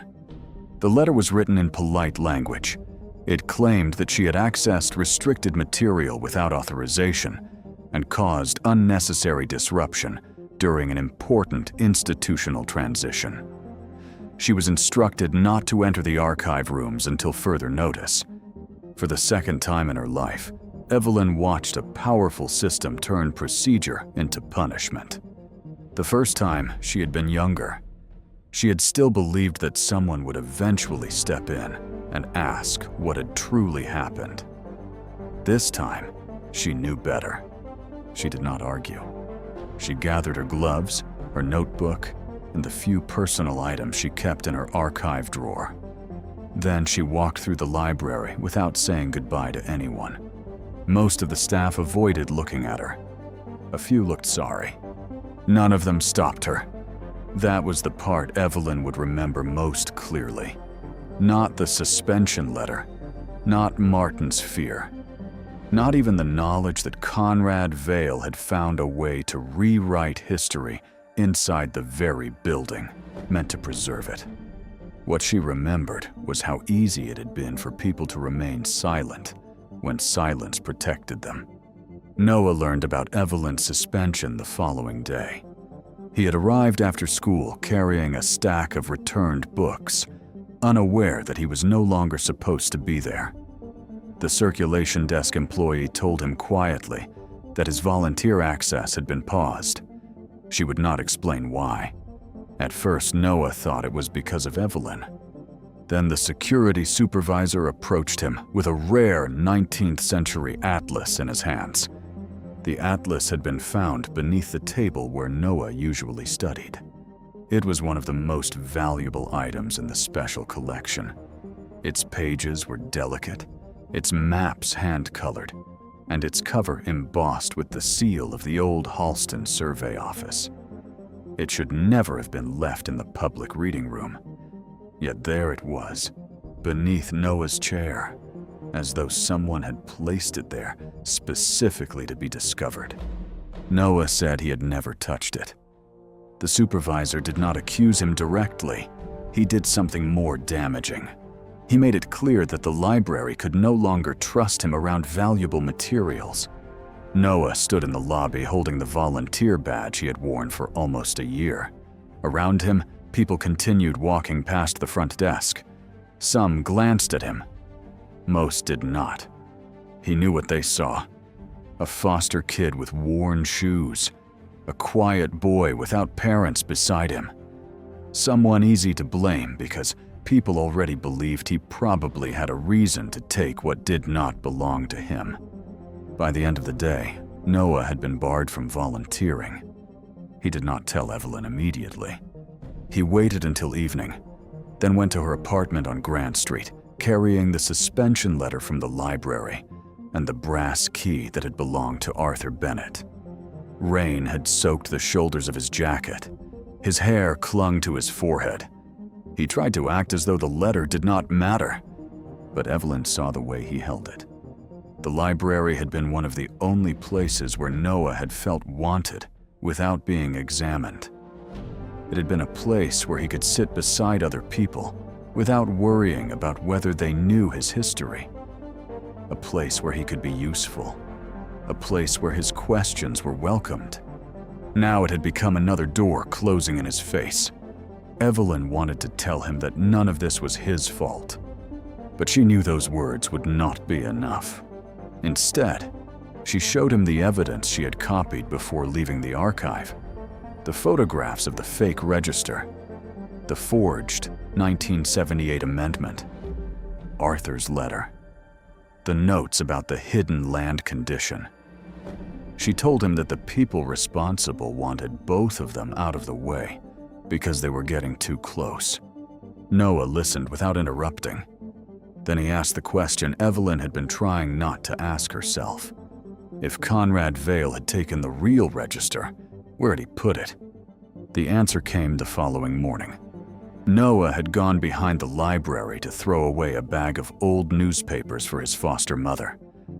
Near the recycling bins, he noticed several boxes from Vale Community Futures stacked beside the loading dock. Most were empty packaging from gala decorations, but one crumpled sheet of paper had blown loose from the top of a bin. It was a delivery manifest. The document listed several crates scheduled to arrive before the Halston Heritage Gala. One crate was marked as historical display material. Another carried a more private label, archival handling, restricted access. At the bottom of the page was a reference code. Noah did not recognize it. But when he brought the manifest to Evelyn, she went pale. The code matched one of the references Arthur Bennett had written beneath his letter. It was not a random number. It was an old city archive designation used for sensitive materials moved without public cataloging. The true Founders Register had not been destroyed. It was being transported, and Conrad Vale was planning to bring it into the library on the night of the gala. At first, Evelyn wanted Noah to stay away. She had already seen what Conrad's people were willing to do. They had planted the atlas. They had turned the library staff against him. They had made him look suspicious before he had done anything wrong. But Noah had spent too much of his life being told to sit quietly while adults made choices that changed everything around him. He did not want to be reckless. He did not want revenge. He only wanted to stop someone from erasing the truth the way Arthur Bennett's truth had been erased. Evelyn understood that feeling better than anyone, so they made a plan. Evelyn would attend the gala even though she had not been invited. She would remain near the public entrance, where the press and city officials would be gathered. Noah would not confront Conrad. He would only look for the delivery crate and confirm whether the original register was inside. If he found it, he would not touch it. He would send Evelyn a message. The plan sounded simple, but nothing involving Conrad Vale had ever been simple. On the night of the gala, the Halston Heritage Library no longer looked like itself. The children's tables had been removed. The public computers were covered in black cloth. White flowers stood in silver vases beneath the marble staircase. A long carpet stretched through the main reading room, where students usually sat with notebooks and tired parents usually searched for work online. The library had become a ballroom. Guests in tuxedos and gowns arrived beneath strings of warm lights. City officials posed for photographs. Donors drank champagne beneath the stained glass ceiling. A small orchestra played near the old reference desk. At the center of the room, beneath a narrow beam of light, the fake Founders Register rested inside a glass display case. Conrad Vale stood nearby in a black dinner jacket, wearing a silver pin shaped like an open book. He smiled for cameras. He greeted politicians by name. He spoke about education, opportunity, and the future of Halston, with the ease of a man who had spent his life learning how to make people believe that wealth and goodness were the same thing. The guests loved him. They saw the billionaire who had promised $40 million. They saw the philanthropist who wanted to save an old library. They saw the man who had built towers, schools, foundations, and a reputation so polished that few people remembered what might be hidden beneath it. They did not see the forged amendment. They did not see the stolen register. They did not see the evidence Arthur Bennett had hidden 20 years earlier. Noah entered through the service corridor shortly before the main speech began. He wore a borrowed Navy suit that was slightly too large at the shoulders. The sleeves were long. The shoes hurt his feet. His tie was not perfectly straight. He looked like a boy trying to belong in a room built for people who had never been told that they did not. Near the loading area, behind temporary catering stations and stacks of wine boxes, Noah found the crate marked for private archival handling. The Vale Community Futures logo was stamped across the side. His heart began to race. The crate had been placed behind a curtain beside flower supplies and event equipment. It was not locked. That seemed wrong to Noah. Something so important should have been guarded. But perhaps Conrad had believed no one would ever look there. Noah carefully lifted the lid. Inside, beneath layers of foam and packing paper, was the original founder's register. He recognized it instantly. The leather cover bore the dark water stain near the lower corner. The binding looked older, heavier, and more fragile than the polished imitation displayed beneath the ballroom lights. For a moment, Noah could only stare. He thought of Arthur Bennett. He thought of Evelyn. He thought of the atlas planted beneath his table. He thought of every time someone had looked at his foster care file before they looked at his face. Then he made the decision that would change everything. He lifted the register from the crate.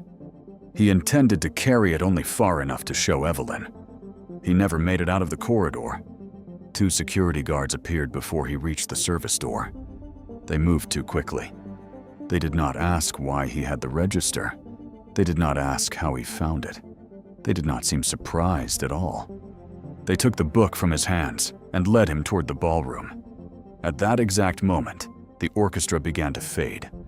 And beneath the stained glass ceiling, surrounded by donors, politicians, and cameras, Conrad Vale was preparing to tell the city what kind of future he believed it deserved. When the security guards escorted Noah Bennett into the ballroom, the orchestra had just fallen silent. The sound disappeared so suddenly that the room seemed to hold its breath. Hundreds of guests turned toward the boy in the borrowed Navy suit. Under the stained glass ceiling of the Halston Heritage Library, Noah looked smaller than he had only minutes earlier. His hands were empty now. The old founder's register had been taken from him and held by one of the guards as though it were proof of a crime.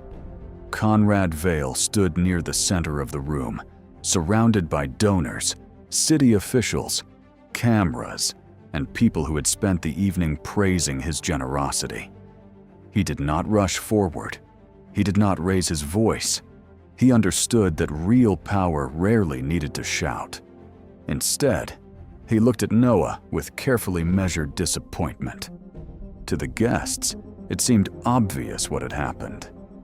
A foster boy had been found in a private service corridor, carrying the most valuable historical document in the library. The evidence looked simple. The story felt complete. And because Noah was young, poor, unknown, and already viewed with suspicion by people who had never bothered to know him, most of the room had decided he was guilty before anyone asked a single question. No one asked why a frightened 15-year-old would steal a book he could not sell. No one asked why security found him so quickly. No one asked why the original register had been stored inside a crate belonging to Conrad Vale's own foundation. They only saw what Conrad wanted them to see. The billionaire spoke to the room with a sadness that sounded almost compassionate. He described Noah as a young person who had been given an opportunity by the library, by the community, and by the very people gathered there that evening.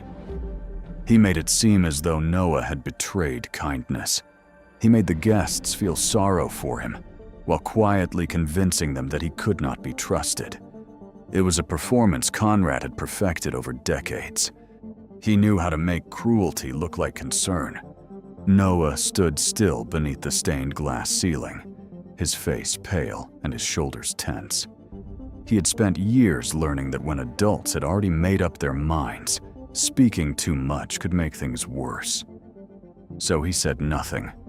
He only looked toward the rear entrance of the ballroom. That was when Evelyn Hart stepped into the room. She was not dressed like the other guests. She wore a simple dark coat over a plain dress.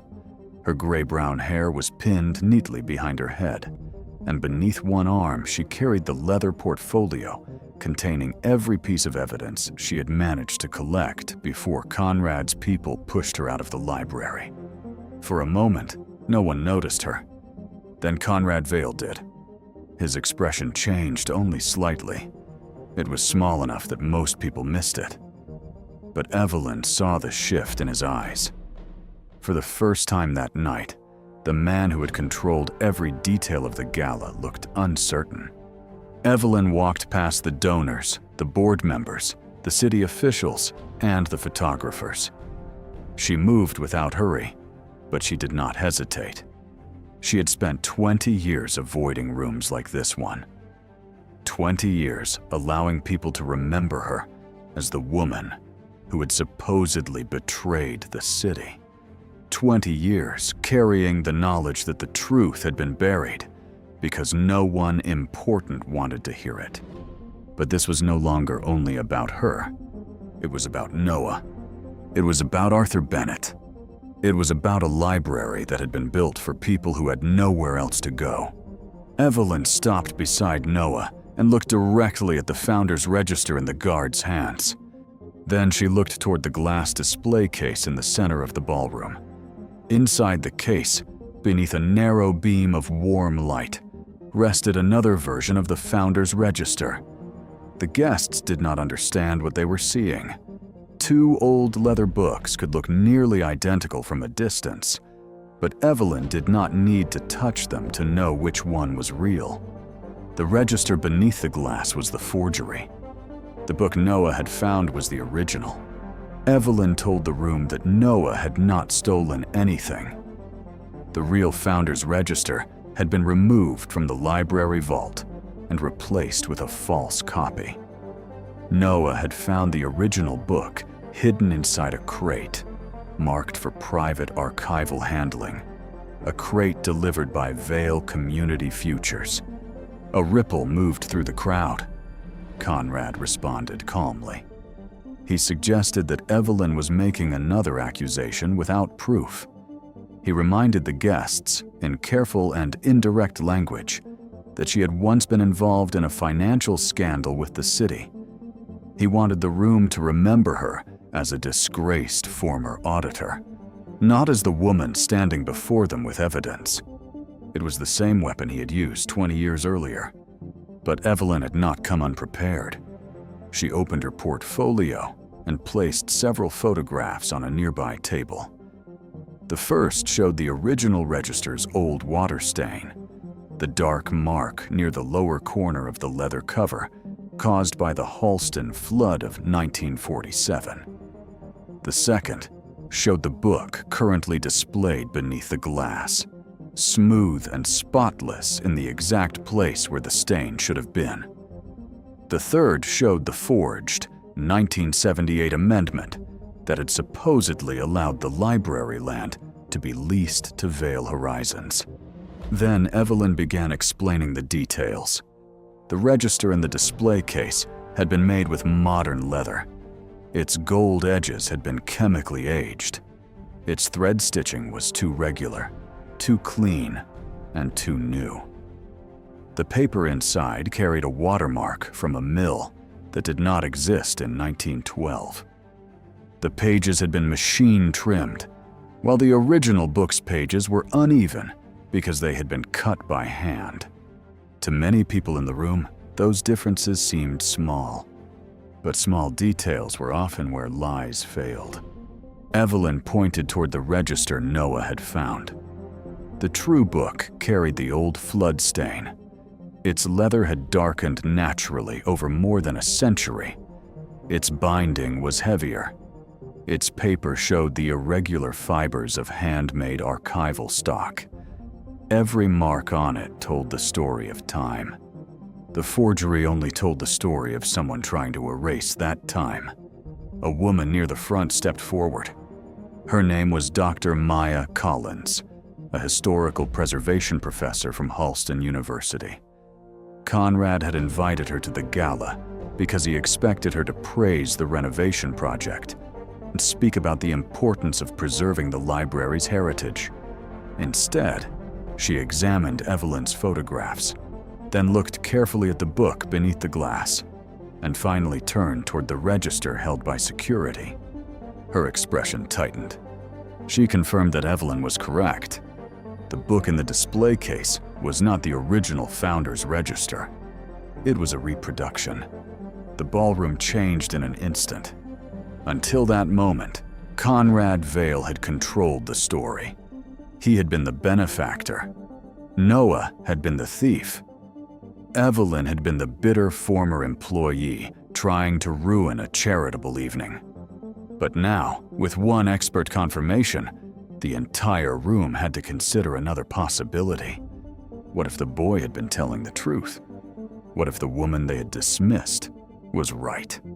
What if the man they had spent years admiring was hiding something far worse than a forged book? Conrad tried to regain control. He suggested that the reproduction might have been created for preservation purposes. He implied that his foundation had simply handled the materials incorrectly. He said the original register may have been moved without his knowledge. But Evelyn placed the delivery manifest beside the photographs. It showed the private archival crate scheduled through Vale Community Futures. The reference number matched one of Arthur Bennett's old archival codes. Then Evelyn revealed the photograph Noah had found online, taken earlier that evening by a catering employee. In the background, clearly visible behind the flower arrangements, was the crate being moved into the loading area by a Vale Community Futures staff member. The register had not been misplaced. It had been hidden. And it had been hidden by people connected directly to Conrad Vale. Noah finally spoke.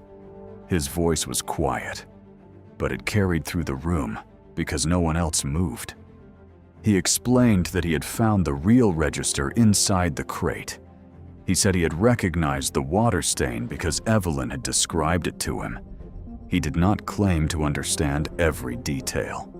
He did not try to sound brave. He simply told the truth. And because he did not ask for sympathy, the truth sounded stronger. For the first time that night, the guests looked at Noah differently. They no longer saw a foster boy caught with stolen property. They saw a child who had been placed at the center of a lie. Evelyn asked the guard to place the real Founder's Register on the table. Dr. Collins put on archival gloves. Evelyn did the same. Together, they opened the heavy leather cover. The first pages contained the names of the original trustees, the handwritten donations that funded the building, and the founding records of the library. The ink had faded from black to brown, but it was still readable. The pages were delicate, but they carried the weight of a century. Then Evelyn turned to the section that mattered most. There, in Margaret Halston's original handwriting, was the condition that Conrad Vale had tried to erase. The land beneath the library had been donated for permanent public use. It could not be sold, leased, transferred, or converted into private commercial property. If the city ever attempted to use the land for private development, ownership would automatically revert to the Halston Community Trust. The Vale Center for Tomorrow had been built on an illegal promise. The 99-year lease Conrad planned to use was invalid. His $40 million donation had never been a rescue plan. It had been the first step in taking control of land that did not belong to him. The room became quieter than before. Somewhere near the back, a glass touched the floor and shattered. But the biggest revelation had not yet arrived. Evelyn had spent days studying Arthur Bennett's letter. She had understood that his codes were more than references to missing files. They were instructions. Arthur had hidden something inside the one object Conrad would never dare destroy openly. Near the back cover of the Founder's Register, beneath a narrow strip of worn leather, Evelyn found an old stitched seam. It had been repaired after the flood decades earlier. To anyone else, it looked like ordinary restoration work. But Arthur had known the library well. He had known that old repairs were often ignored because people assumed they had no importance. He had trusted that one day, someone would understand the clue he had left behind. Evelyn carefully loosened the seam. Inside the spine of the register was a folded packet wrapped in wax paper. The packet had been hidden there for 20 years. Evelyn opened it slowly. Inside were 3 things. The first was a notarized statement written by Arthur Bennett. In it, he described how he and Evelyn had uncovered altered land records, falsified redevelopment contracts, and diverted public funds linked to Conrad Vale's earliest business operations. The second was a duplicate ledger containing transaction codes that matched the irregularities Evelyn had discovered before the city accused her of fraud. The third was a list of account numbers, shell companies, transfer dates, and financial references connecting Vale Community Futures to the same network of accounts that had existed 20 years earlier under different names. The past had not disappeared. Arthur had preserved it. He had hidden it inside the very book Conrad had tried to replace with a beautiful lie. Conrad reached toward the table. It was only a small movement, but everyone saw it. Until that moment, he had remained composed. Men like Conrad Vale did not collapse the way ordinary people imagined. They had spent too many years practicing dignity in public. But when he saw Arthur's statement in Evelyn's hands, the color left his face. He knew exactly what the documents meant. The forged amendment connected to the false register. The false register connected to the illegal lease. The lease connected to Vale Horizons. The ledger connected to the redevelopment fraud from 20 years earlier. And the old case against Evelyn Hart was no longer a forgotten scandal. It was evidence. The ballroom did not erupt at once. At first, people simply stared. The mayor stepped away from Conrad. The library board chair lowered her glass. Reporters began moving closer, their phones raised, their cameras recording. Dr. Collins continued examining the documents. Her silence carried more weight than any dramatic announcement. Then someone from the city attorney's office stepped forward and requested that the Founder's Register, Arthur's statement, the ledger, and all related transfer documents be secured immediately. The gala was suspended. The auction never began. Conrad tried to speak privately with the board members, but privacy had disappeared from the room. The donors who had praised him all evening were suddenly eager to distance themselves. The officials who supported the lease began insisting that they had trusted the legal review process. The people who had benefited from Conrad's power discovered that they had never really known him. That was not entirely true. Some of them had known enough. They had simply decided that knowing was less important than staying close to him. Noah was released from security custody before the police even arrived. The guards apologized in the stiff, uncomfortable way people apologized when they realized they had treated a child like a criminal because it was easier than questioning a wealthy man. Noah did not say much. His hands were still shaking. Evelyn stood beside him. For a long moment, neither of them spoke. Then, Noah looked at the old photograph Evelyn had brought in her portfolio. Arthur Bennett stood beside the younger version of Evelyn, both of them surrounded by file boxes and records that no one had wanted to believe. For the first time, Noah understood that his grandfather had not died as a forgotten man. Arthur had spent his final years protecting the truth for people he would never live long enough to meet. And Evelyn understood something too. Arthur had trusted the future more than he had trusted the present. He had hidden the evidence because he believed that someday, someone would be brave enough to find it. The first headlines appeared before midnight. By morning, Halston was no longer talking about Conrad Vale's donation.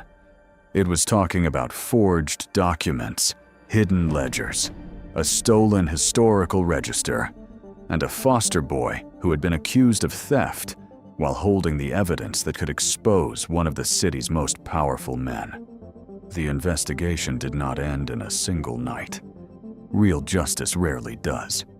For weeks, state auditors examined records connected to Vale Horizons, Vale Community Futures, and several companies that had been created and dissolved over the past 2 decades. Investigators reopened the case against Evelyn Hart. Former city employees were interviewed. Some had been too afraid to speak years earlier. Some had seen files disappear. Some had been pressured to revise dates, remove pages, or approve financial transfers they did not understand. One former accountant described being told that certain payments should never be questioned because Conrad Vale had influential friends. Another employee from Vale Community Futures provided internal emails showing that the original founder's register had been moved without library authorization. A retired clerk confirmed that Arthur Bennett had warned the city about altered deeds long before he was dismissed. The deeper investigators looked, the more they found. Conrad Vale had not built his entire empire through fraud. That was what made the truth even more disturbing. His businesses had been large enough, successful enough, and respectable enough on the surface to hide the parts that were not. He had used real projects, real donations, and real public goodwill as cover for a pattern of manipulation that had begun long before most people at the gala knew his name. The library lease was canceled. The city was forced to acknowledge that the land could not be transferred for private benefit. The Halston Community Trust took legal control of the property under Margaret Halston's original founding condition. The old building would remain public. Conrad's commercial development plan was abandoned. His foundation board removed him from leadership. Major donors withdrew support. Politicians who had once praised him began claiming they had been deceived. His company lost contracts. His reputation, built carefully over decades, began to collapse under the weight of documents he had assumed no one would ever find. Months later, Conrad Vale was charged with document forgery, financial fraud, obstruction of a public investigation, conspiracy to manipulate municipal records, and the false accusation of a minor. He was not destroyed because someone shouted louder than he did. He was destroyed because the records he had ignored finally spoke louder than his reputation. That was the poetic justice of it. Conrad had spent his life believing that buildings were valuable only when they could be turned into profit. He had looked at the library and seen land waiting to be claimed. He had looked at old documents and seen clutter. He had looked at Evelyn Hart and seen a woman whose name could be buried. He had looked at Noah Bennett and seen a boy nobody would defend. But in the end, the old library became the place where his lies were exposed. The papers he considered useless became the evidence that ended his control. The woman he thought he had ruined became the person who restored the truth. And the boy he called a thief became the reason the truth survived long enough to be found. Evelyn's exoneration came quietly. There was no parade, no grand television special, no famous speaker standing beneath the stained glass ceiling. Instead, the city attorney's office released a formal statement confirming that the case against her had been built on manipulated evidence and incomplete records. Her name was cleared. Her professional license was restored. The city issued an apology that was far too brief for 20 years of damage. But it was more than Evelyn had once believed she would ever receive. Martin Gage visited her several weeks later. He looked older than he had before the gala. He admitted that he had failed her. He had wanted to protect the library, but in doing so, he had protected the people trying to take it away. He had confused caution with integrity. Evelyn did not forgive him easily. She did not need to. Forgiveness was not pretending that nothing had happened. She made him understand that institutions were not saved by avoiding conflict. They were saved by refusing to abandon the people who tried to protect them. Martin stepped down as library director at the end of the year. The Halston Community Trust asked Evelyn to return as director of public archives and historical preservation. At first, she hesitated. The title felt too large. The office felt too close to the life she had once lost. But Noah reminded her that the library had never needed someone who looked important. It needed someone who understood what was worth protecting. So Evelyn accepted. The first project she approved was the restoration of the lower archive wing. The second was the creation of the Arthur Bennett Reading Room. It was not a grand hall with marble plaques and expensive furniture. It was a warm, bright room on the first floor where children could read, study, use computers, ask for help with schoolwork, and learn how to search public records. A framed photograph of Arthur Bennett hung near the entrance beside a small brass plaque describing him as a city records clerk who had protected the truth when few others would. Noah attended the opening ceremony in a suit that actually fit. He did not become a millionaire. He did not suddenly inherit a mansion or receive some impossible reward that solved every problem in his life. His foster care situation did not magically become easy. There were still forms, meetings, uncertainty, and memories that could not disappear because one wealthy man had finally been exposed. But Noah was no longer alone. The library hired him as a paid youth archive assistant. He learned how to preserve paper, repair damaged bindings, search municipal databases, and trace the history of buildings that other people passed without noticing. He began taking evening classes through a local college program. For the first time, he had adults who did not see him as a file number or a problem waiting to happen. He had a place where his curiosity was not treated like trouble. He had a future that did not depend on someone else deciding whether he deserved one. Nearly a year after the gala, Noah returned to the lower archive room where Arthur's letter had been found. Evelyn was there, sorting a box of newly cataloged documents. The old brass key rested in Noah's palm. For a long time, he looked at it without speaking. Then he placed it inside a small display case beside Arthur's photograph. The key had once represented a locked past. It had been the only thing Noah carried from a grandfather he barely remembered. But now it meant something different. It was no longer a reminder of what had been hidden. It was proof that some doors stayed closed only until the right person found the courage to open them. The Halston Heritage Library remained standing. The roof was repaired, but not with Conrad's money. Community groups raised funds. Former students returned to donate. Local businesses contributed without demanding that their names be carved into stone. The city restored public support after learning, through humiliation, that libraries were not private charities for the wealthy to rescue. They were public promises. And every day, people continued coming through the library's doors. Children came to read. Parents came to fill out job applications. Older patrons came to sit by the windows. Teenagers came to study or hide from the rain. Most of them never knew every detail of the scandal that had saved the building. They did not need to. The lights were on. The shelves were full. The doors remained open to anyone. That was enough. But Evelyn never forgot the lesson hidden inside Arthur Bennett's letter. Truth does not disappear because it is weak. Sometimes it disappears because powerful people train everyone else to look away. They make doubt feel embarrassing. They make questions feel dangerous. They make ordinary people believe that wealth, confidence, and public applause are the same thing as goodness. But they are not.